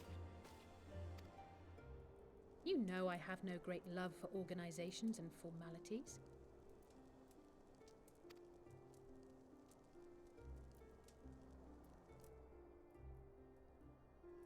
Come on. That being said, this new approach you propose is not wholly objectionable. And we've always got him to keep us from bickering. Ha! What, me? I gotta keep you from bickering? But I will suffer no titles. I am not here for House Leveilleur, nor to walk in Grandfather's shadow. Upon that point, we see eye to eye. If it please you, you may think of me as but another comrade in arms. You're related. What?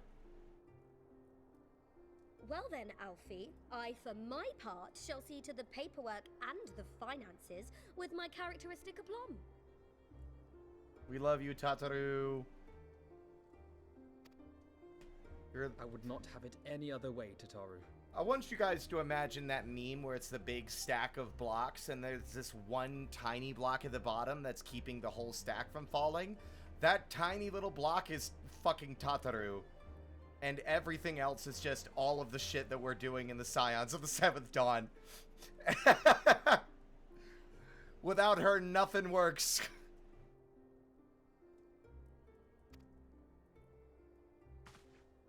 And we mustn't forget you.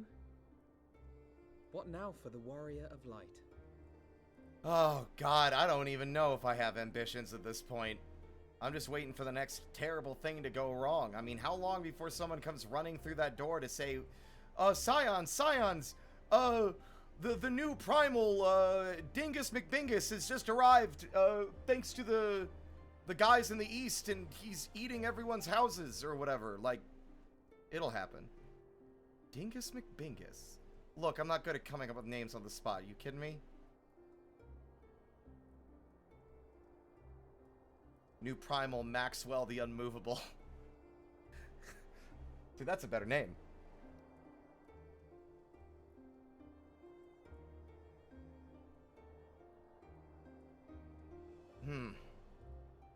But if you expect me to keep you two from bickering, that's really funny, because if anything, I'm only going to add to it.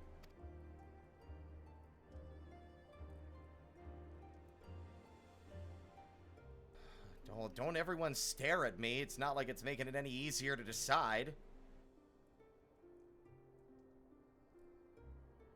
Am I actually going to get to answer? Yes!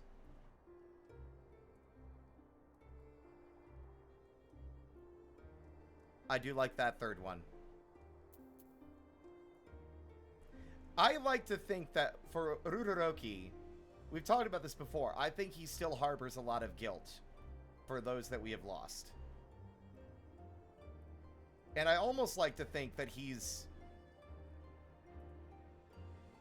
I'm wondering if he's starting to get to a point where he's putting his own needs aside for everyone else to an unhealthy degree. To strive for those we have lost, for those we can yet save.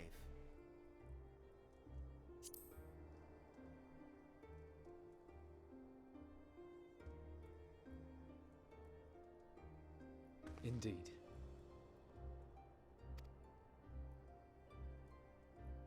The path behind us was fraught with hardship, and the path before us will be no less unforgiving.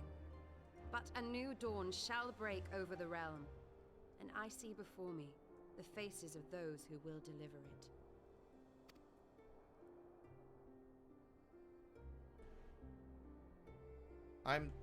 I'm scared because the Heavensward expansion started with some dark shit.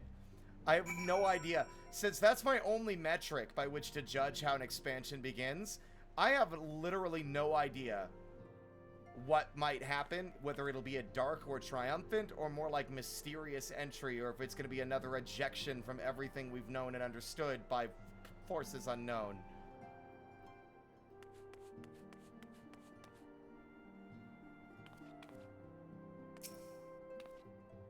Leave it to me, Ruroki. I'll make sure she's properly introduced to everyone. Don't work yourself too hard now, sister. It's official then. Gods, I hope I don't regret this. Look, if it helps any, we've already gotten our backs stabbed quite thoroughly, so I think you're actually in the clear now. What are the odds that happens twice? Look at them, Ruroki. The Scions of the Seventh Dawn. Look at how far we've come. The people we've met, the moments we've shared, the losses we've suffered, the tragedies we've overcome. All of it has made us who we are today. Where we go from here and what the future holds, only the 12 know. But I know that we will find out together.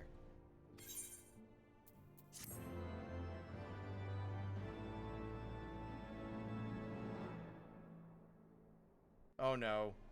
Expository cutscene. Oh!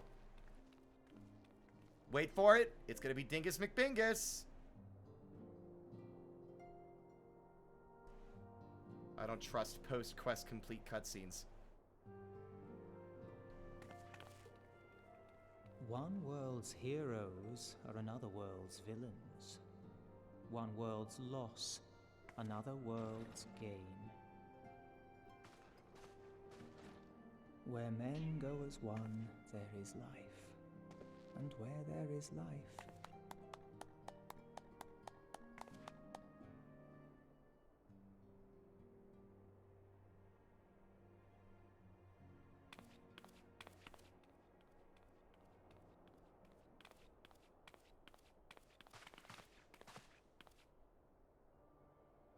My friends, if I may, I would ask that you entrust Tupsimati to me. What?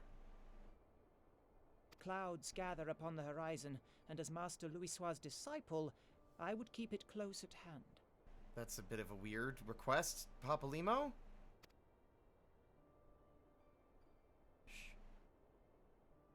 I mean, I guess I am more likely to lose it, I suppose.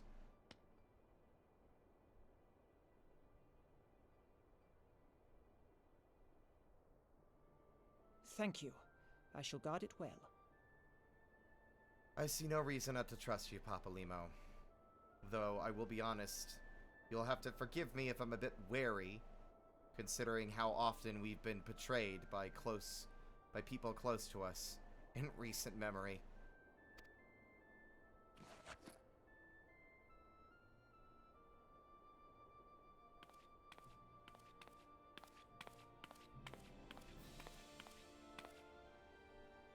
is cause to hope.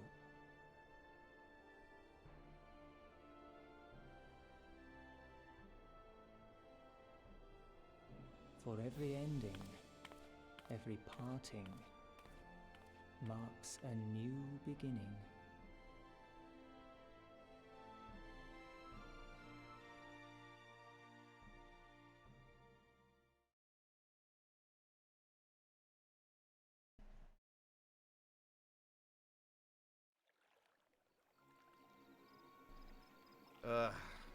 Now who's Griffin gonna turn out to be? Is it gonna be a familiar face or a new face?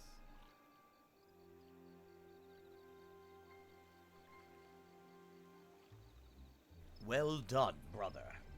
You may resume your normal duties and rejoin the others. The coming battle shall be our greatest yet, and I intend to stand with you all on that glorious day.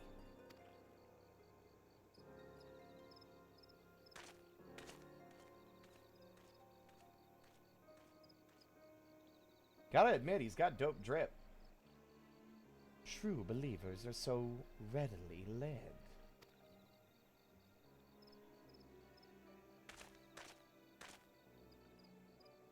I have given them everything they desired, all for which they have prayed. I doubt you can say the same for your pawns. Get what you wanted, then? Was it all worth it in the end? There were some unexpected developments, but they were ultimately to our advantage. Be it host to a survey of light or dark, a world bereft of equilibrium is but a void in waiting, and a void is of no use to my master. I shall follow her emissary with great interest. As for the pawns, whom you so pity, they have delivered unto me a gift, which I do now present to you.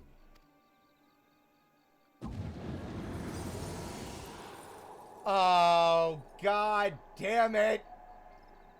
I knew we shouldn't have thrown them off the cliff! I told you guys that we shouldn't have tossed them!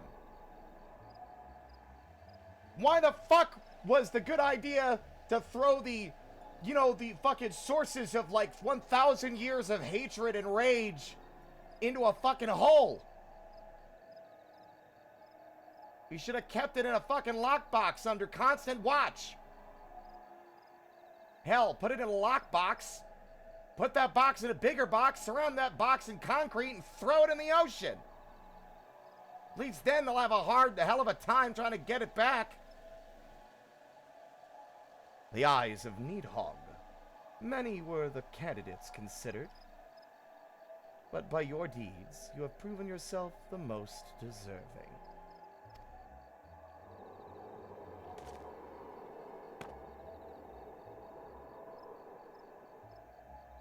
A man of boundless rage and bottomless despair, in whose breast beats a heart which thirsts for vengeance.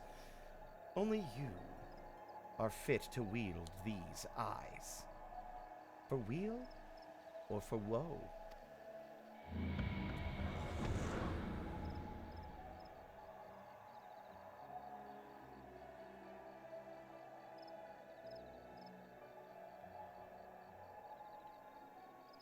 Who the fuck is this guy?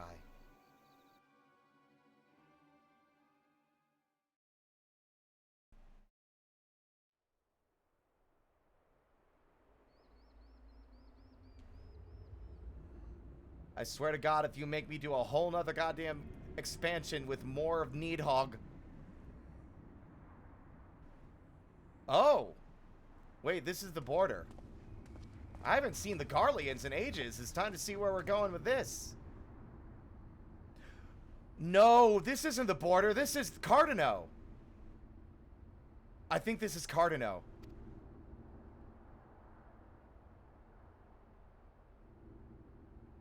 Well, well, well, if it isn't this guy. Ass. Fucking Nero. Oh, just you wait, my pretty. You and I are going to have so much fun. Ha ha ha ha ha ha! There's a lot of dust.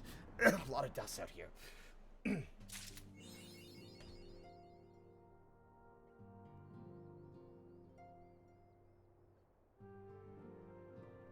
I've got a strange, ominous feeling that things are about to go south again. I'm putting the mask back on. Hey, Tataru. It's a bit overwhelming, quite frankly, having spent so much time on the road.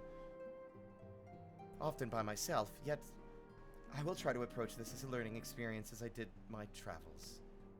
Had I not kept an open mind, after all, I doubt I would have even been able to master the ethereal blade. Nor would I have benefited from the rather pointed advice I received. There is no one path, as some are given to say, and there is wisdom in exploring every school of magic, as there is in exploration of all things.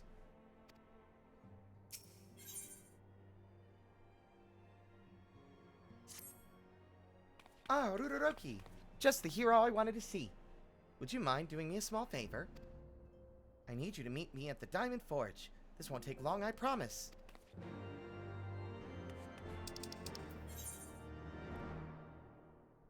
Where the fuck is the Diamond Forge? Oh, this is, Oh! That's outside. Okay. How are you guys doing? I told her everything that happened. She needed to know, but I thought it would be best if it came from me. It's strange to think back on the circumstances of our first meeting. We were all so very young, so foolish, so powerless. In that moment, she departed this realm for the first. I heard her speak to me. I know this to be true, just as I know that she will one day return. In those final moments, she was smiling, was she not? She was proud and hopeful and looking to the future. So I will too, Ruroki. I will.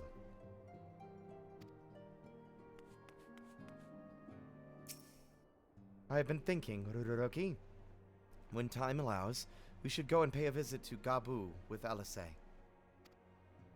Though their time together was short, I know she felt a kinship with a young child. Absolutely. Ida? Oh! I guess I was just so caught up in thinking about, well, everything, that I dozed off for a moment.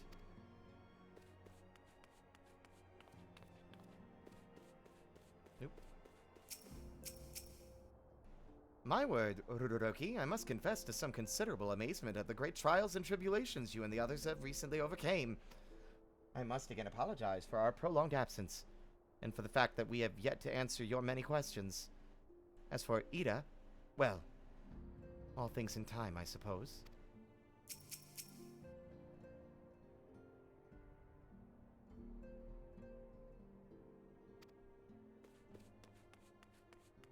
Got done watching a...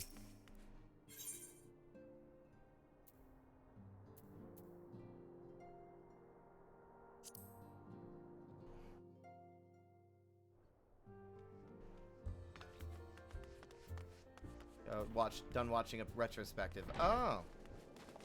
Well, that guy's name is Paperclips. Behold the Warrior of Light, Paperclips.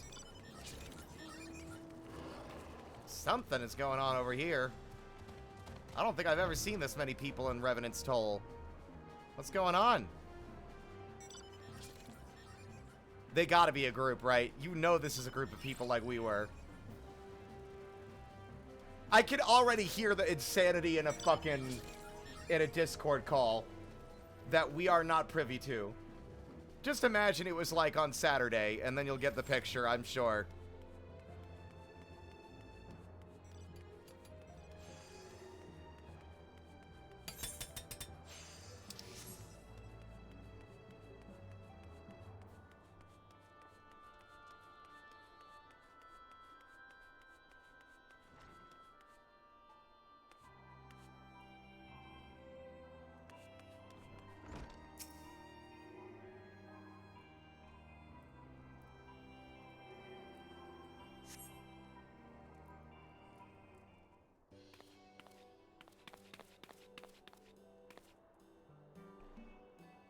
I'm sorry to drag you away from your duties, but as I said, this won't take long.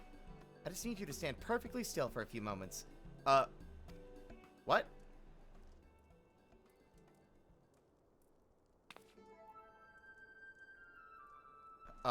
Sorry? No? Was this a trap? I look fine! Don't you dare fuck with my drip, Tataru! I swear to God, I'll let the whole of the Scions of the Seventh Dawn come crumbling down when I kick you out. What are you- what? Hey!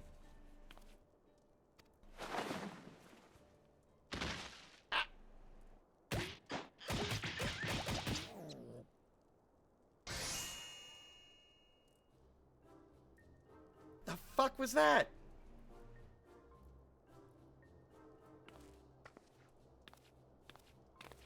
There, all finished. The Warrior of Light's every measurement from heroic head to intrepid toe. You could have just fucking asked. Hello? Well, wouldn't you like to know? All in good time, Ruroki. All in good time.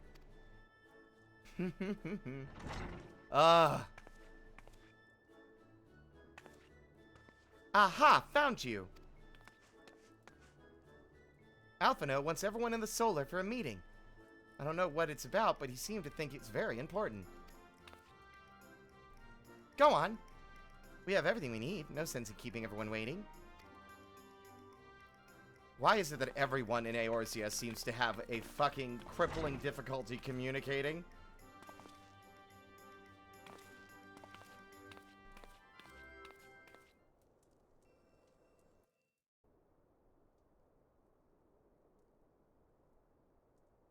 Am I that standoffish? Do I come across that way? I don't know. You're kind of a hard man to read. Okay. We're here. Did we miss anything? We would not presume to begin without you, Ida. Urianger has returned to the Waking Sands, but everyone else is now present. Yes, but for what exactly? We all have duties to attend to, Alphino, so you may dispense with the preamble. No, I don't know. I like his preamble. Thank you, Elise. It is the very subject of those duties which compelled me to call this gathering. Though the Warriors of Darkness no longer pose a threat, Eorzea's many troubles demand no less of our attention. I really loved how he sounded like, thank you, Alice. And while I stand by the decision to approach each task as we see fit, I fear our effectiveness will ultimately be diminished should we continue to act in ignorance of each other's efforts. Thus, I propose we elect a successor to Minfilia. Not to serve as a fully fledged antecedent, perhaps, but as a coordinator of operations. Ruroki's immediately like hand on nose. Not it. Not it. Not it. You're not doing that. I got enough shit to do. I am not taking charge of this operation. Are you kidding?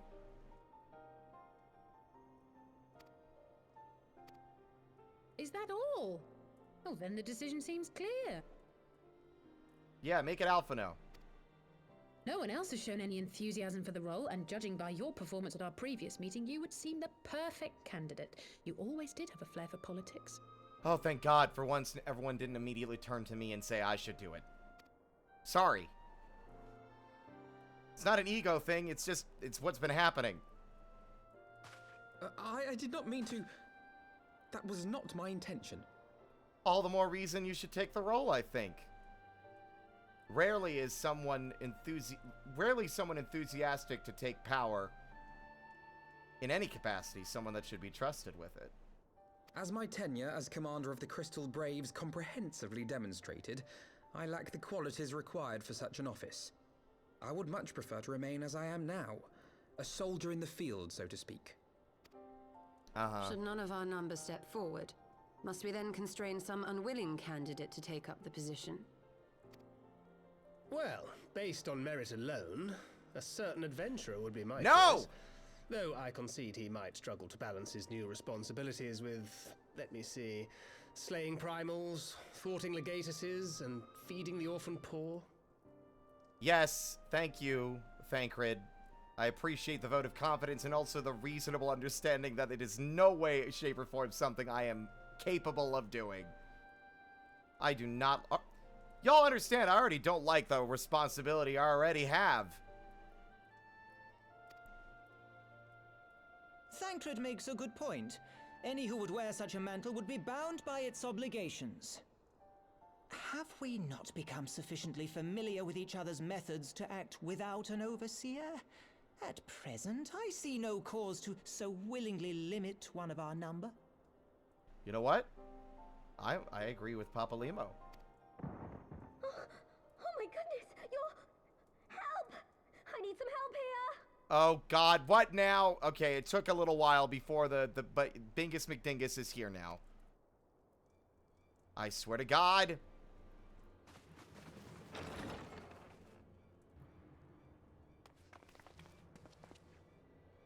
Tataru, are you all right? Me? I'm fine. It's this poor girl who just staggered in and collapsed on the floor that I'm worried about. Narco! God, how did... Yashola! Please, you have to help her. Kral, a hand if you would. Let us see about closing these wounds. Sorry, I left my special cards in my other suit.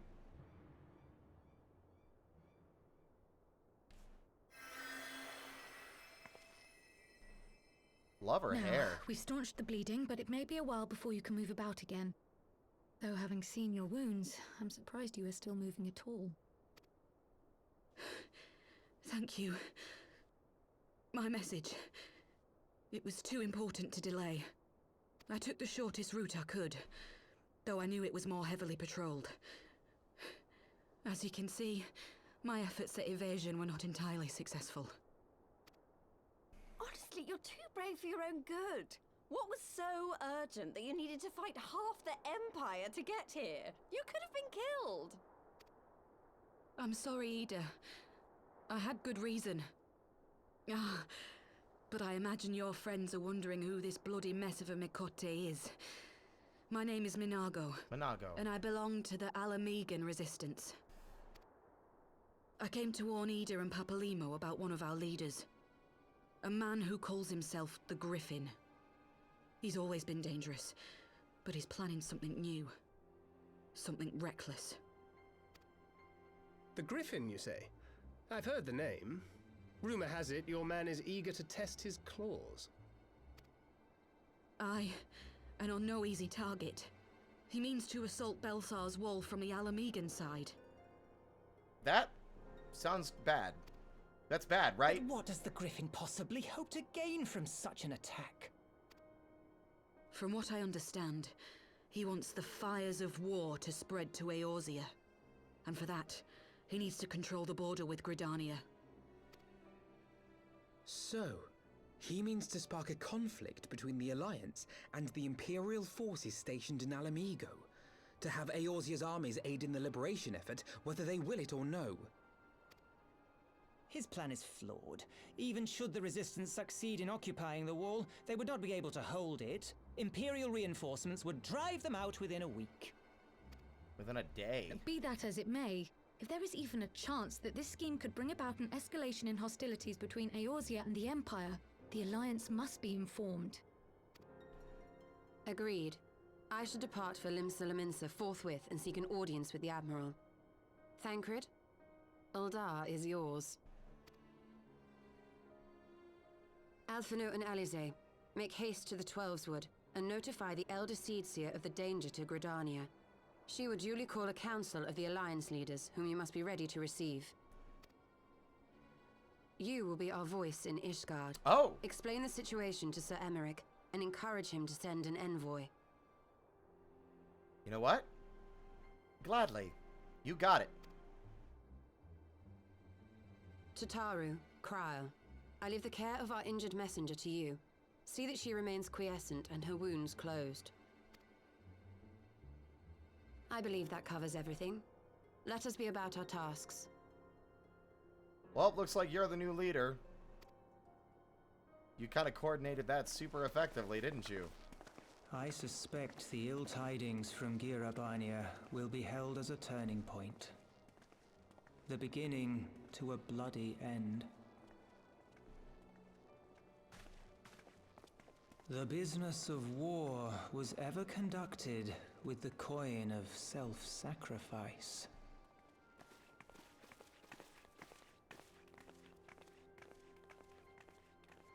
'Twas Master Louis Soir himself who taught us that such costs are not to be ignored or denied. I've now learned it's Papa Limo doing the narration.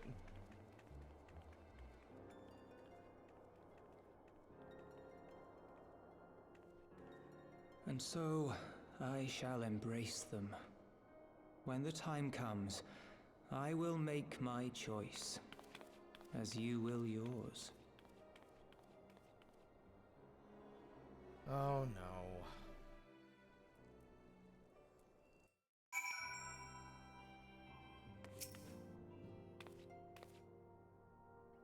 After conferring with Ishtola, we have decided to focus our attentions on the East Shroud.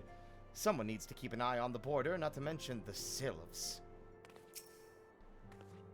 I hate leaving Nago like this, but I know Kryl and Tataru will take good care of her. Well, back to the snowy, frosty north.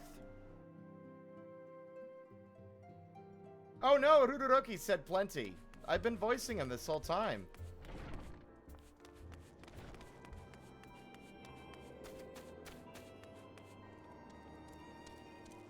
That guy's name's Dirk Dangerous, hell yeah!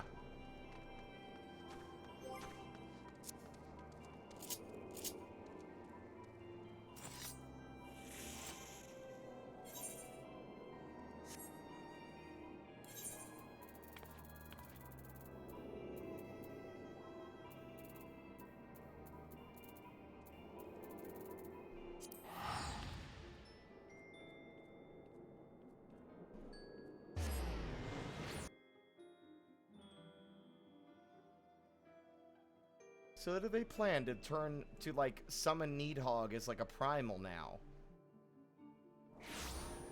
Like, my understanding is Needhog is dead. Like, yeah, his eyes still exist. And if that's the case, I'm wondering if, since Needhog's, like, essence, his soul is passed on to wherever it goes, the life stream, that the eyes themselves contain not Needhog, but just 1,000 years worth of hatred and rage with no actual direction. That's at least my assumption. Still seems foolish of us to have just tossed them away, considering how much pain and suffering they caused. It's probably the weirdest choice that the characters have made, and probably the biggest one that comes across to me as stupid.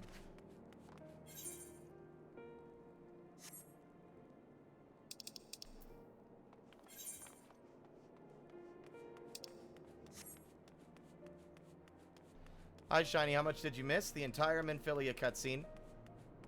I'm on my way to speak with Sir Aymeric about them potentially attacking the Garlean Empire. I saw the Ascian give Griffin the frozen eyes of Needhog.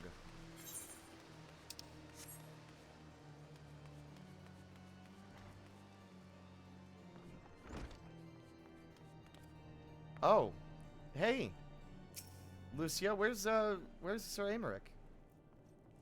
Greetings, Warrior of Light. What business brings you to Ishgard?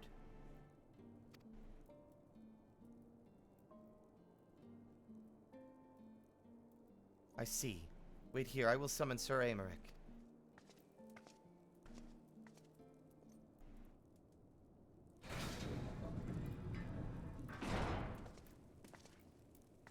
It is good to see you, my friend.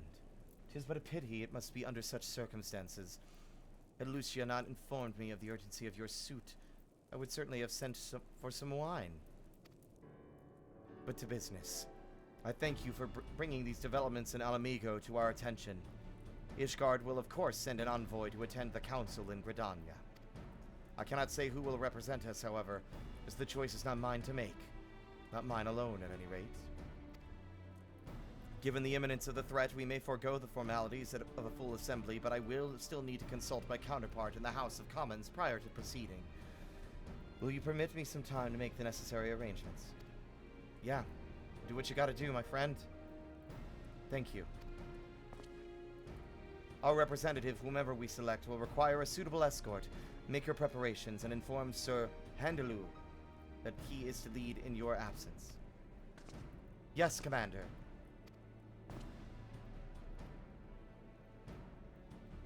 Ruroroki. Pray accompany Lucia to the gates of judgment and make ready to depart for Gridania. I will have our envoy join you as soon as I can. Fury, speed you on your way. Yeah, Score, that's what I was literally just saying.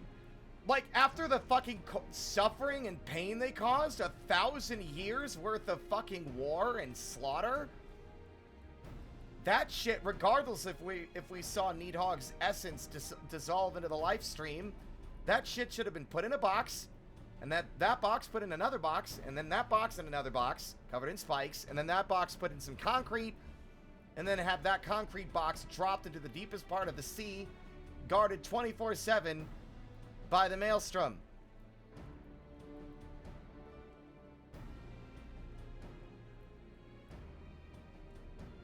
If anything, I should have been told to take them far away and secrete them somewhere where no one would have known where I put them.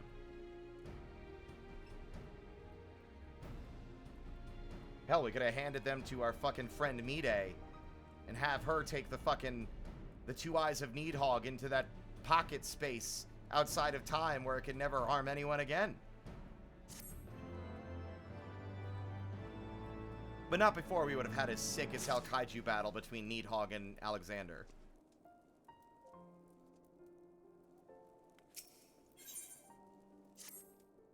If you have no other business in the city, join me at the gates of judgment.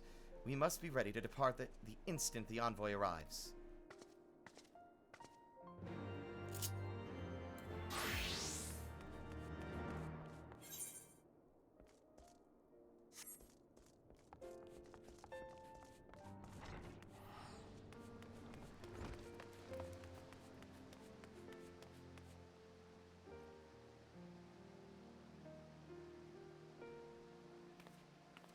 The Cold Wings are magical, yes, but like the Warriors of Dark are something special, I guess, and could thus retrieve them.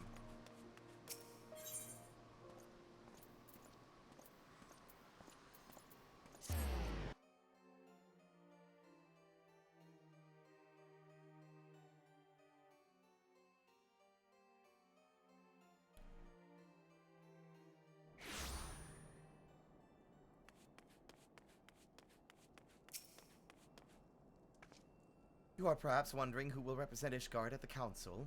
As this is a military matter, I should not be surprised if Sir Aymeric nominated himself. He is yet Lord Commander of the Temple Knights, after all. I feel like it's going to be someone that I have, for the moment, forgotten, but will recognize immediately upon seeing him. And I swear to God, if it's fucking a Manalane, it's probably his dad. It would have to be his dad, right? No one in their right mind in Ishgard would send a Manalane to do anything important.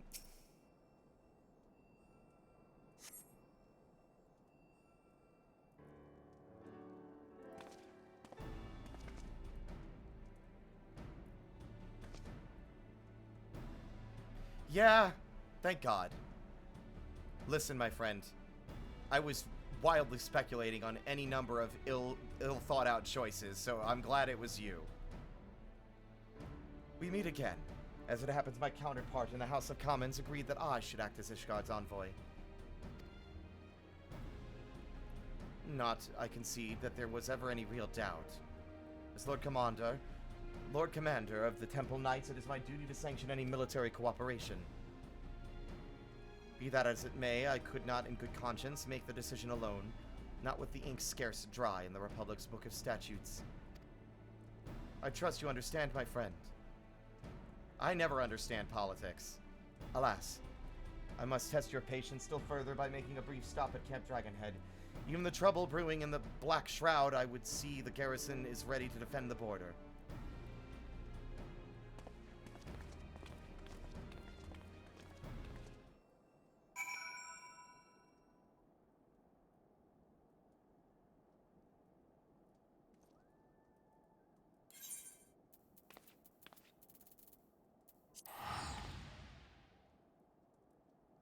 Look, man, I've got a wellspring of patience. A life stream's worth of patience. Nice hat, guy. Sick hat, Poppy Chugs. Hell yeah.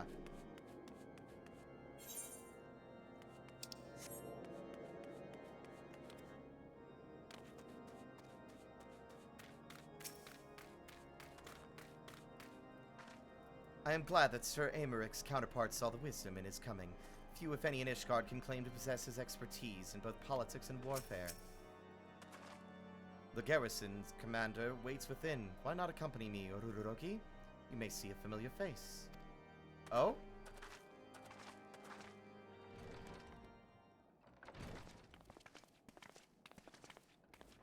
No. No. No. No! Oruroki does an about face and leaves the room again.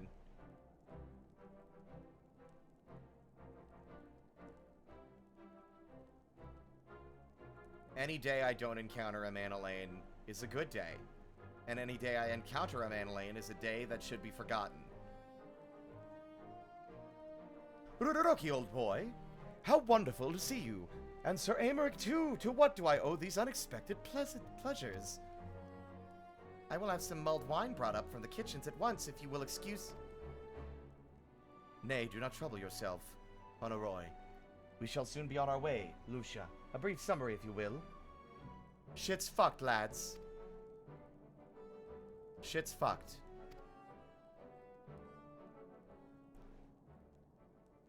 I dare say it seems that shit's fucked. Those villains hardly need an excuse to wage war. Bloodletting comes as naturally as breathing to a Garl. I mean to an Imperial. And thus we shall strengthen our patrols, as you suggest. We shall also be sure to communicate these developments to Lord Francel and the Observatorium. I see you have everything in hand. Carry on, Commander. Y'all gave him responsibility? Ruroki, like, whispers that to, like, Lucia. Whose decision was it to put him in charge of anything? Have you seen this man? I believe it was his father's. Oh, God.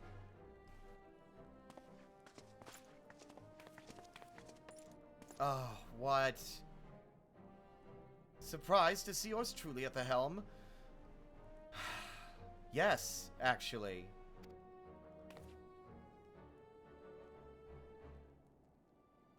You and me both. Old boy, I doubt I'll ever feel worthy to sit where he sat. You know what? I will temper my hostility.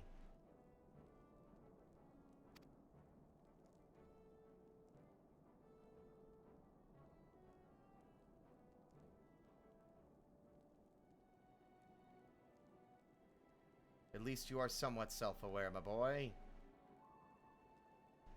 Yet we can but play the hand we're dealt, and with a little help from the veterans and Honoroy's ceaseless chiding, I'm sure I'll muddle through. So worry not, old boy. Off to Gridania with you. You know what, Amanelaine? That's some surprising growth. Proud of you. May that growth carry on in my absence. So that one day, when I see you in person, I don't immediately groan in agony and try to find a way out of the room as fast as possible. What? See you later. Gotta go to Gridania.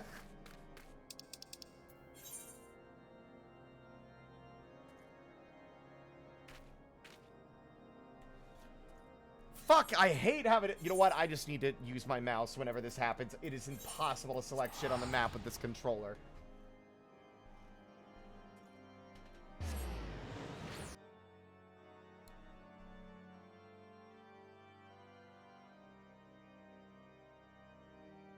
My tone softened immediately when I realized he was genuinely, like, there was no ego there, right? Like, and when harsh, yeah, you know, Harshifal.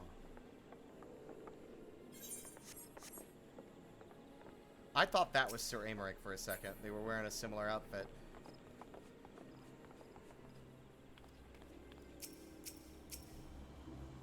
It seems so peaceful.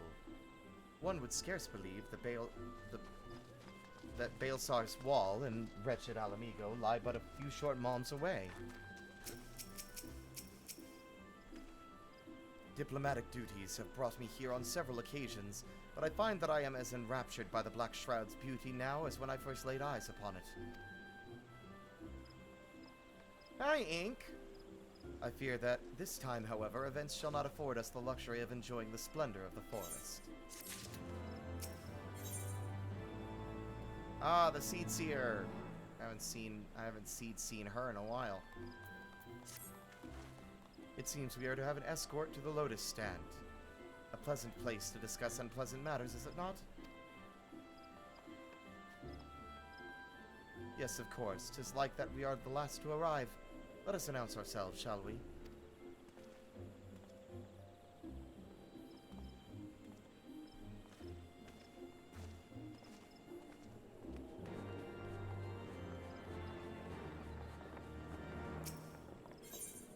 That person's name is Carbink Deoncy.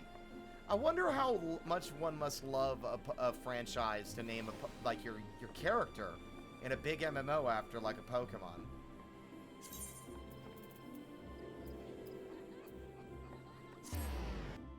I also should go back and continue my leveling up of White Mage. I'd like to see what the White Mage heal is like. I've gotten so used to Astrologian. I'd love to give another healer a shot.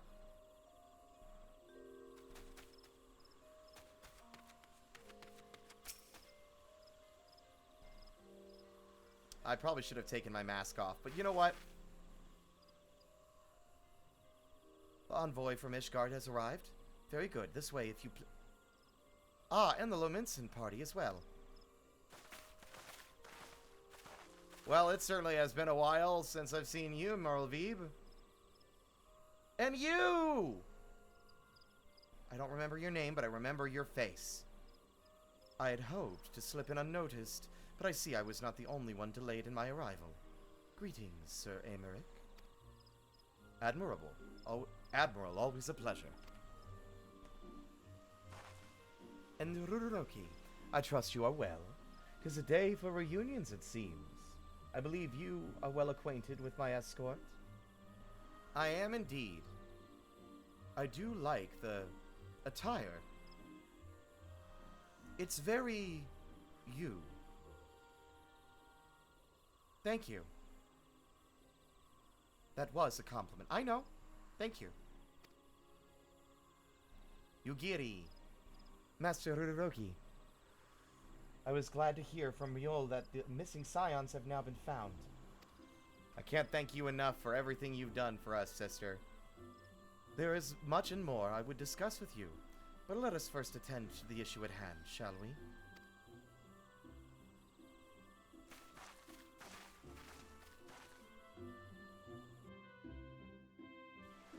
I can't remember if I can move around in this area ever.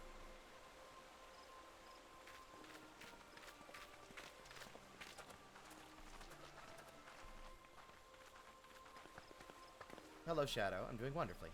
I bid you welcome, my friends. As you will by now be aware, the Scions of the Seventh Dawn have come into possession of certain intelligence concerning recent developments in the region of Gyr Abania. It springs, I am assured, from an unimpeachable source. Is that not so, Master Alphino? Indeed, Elder Seedseer. Our information comes directly from a member of the Resistance's inner circle, and we have no cause to doubt its veracity. Oh, hi, This Raban. Griffin of theirs is a fool if he thinks he can hold Belsar's wall against the Empire. When the Imperials move to take it back, they will come in force. And the resulting fighting is all but certain to spill over into the Black Shroud. At the Battle of Cartano, the combined might of 3 grand companies labored to contend with the remnants of but a single Imperial legion. I didn't know that. I knew that it was a big battle. It did not occur to me that it was only remnants of one, like, attack force out of many. That... Oh. That's a sobering revelation.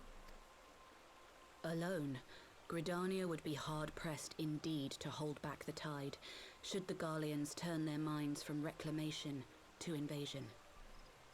I guess I've never really gotten a good impression of how big the Empire is, but, you know, should have known.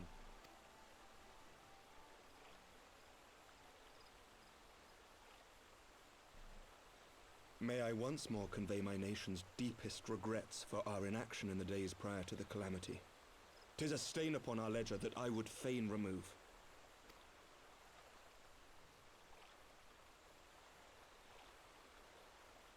Elder Seedseer, I do hereby request leave to deploy a defensive force within the borders of Gridania. Ishgard's return to the Alliance shall be honored by more than mere ink upon parchment. The Doman people too would join any effort that weakens our common foe. We are few, but our most seasoned shinobi are at your disposal. On behalf of my people, I offer you my humble thanks. Gridania welcomes your assistance. Just steer clear of the Archers Guild and the Lancers Guild. You know what? In fact, just steer clear of most of the guilds in Gridania. Just know that I appreciate your assistance. It is time we set our contingency plans in motion. Is the Alliance agreed?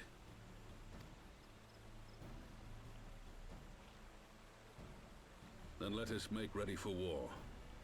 Victory favors the swift, and there is much to be done.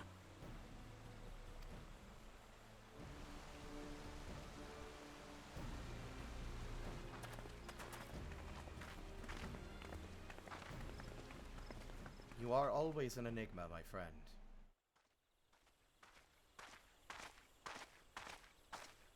What's up, twins? The Council knows that Alamigo will not soon be wrested from the Empire, and its decision to bolster the border's defenses seems eminently practical. Why then, brother, do you scowl so? I agree that they have chosen the wisest course available. Indeed, the only reasonable one. Yet something feels awry. In making ready for war, is the Alliance not granting the Griffin the very thing he desired? Any attempt to hold the wall is doomed to failure, aye. But I wonder if we have misjudged the prize for which he plays. This is more Yol's forte than mine, man. I never understood politics. It gives me a fucking headache.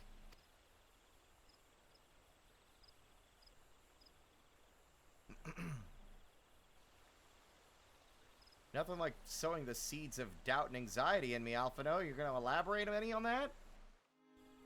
No? Okay, all right. Perhaps later.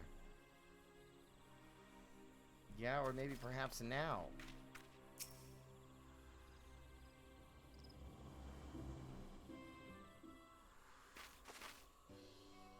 That the Council was able to reach an accord so swiftly is a heartening development in itself.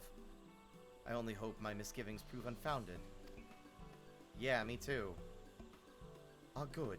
You have yet to depart. I feared I had missed you. Sir Aymeric! Master Alphino, a pleasure as always. And Mistress Alice, how wonderful to see you thus recovered.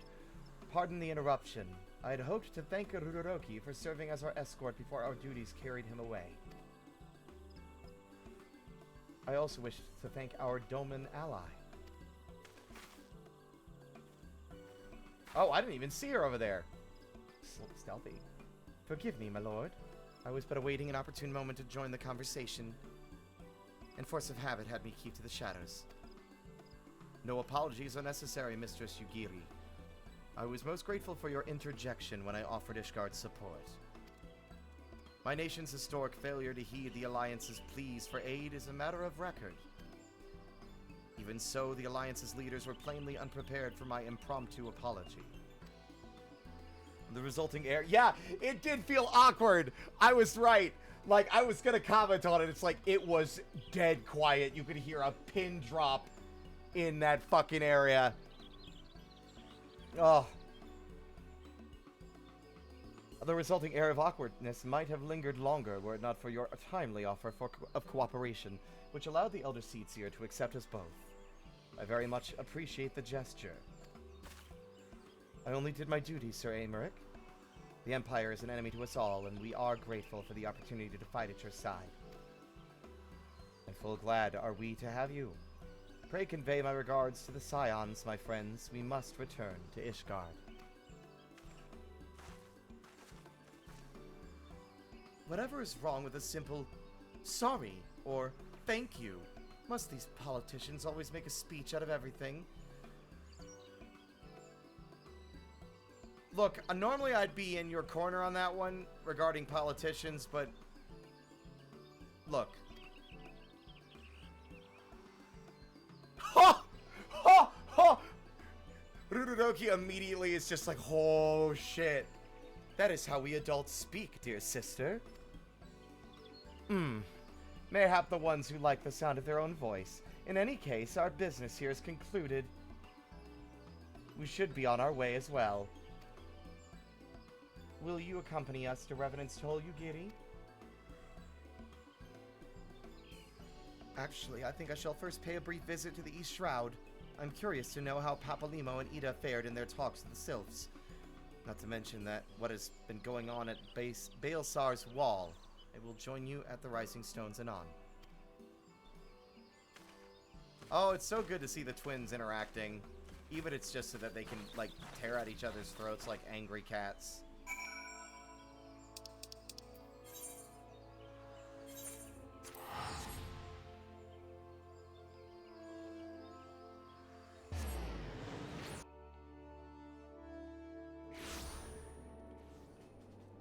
Gundyr Tesla.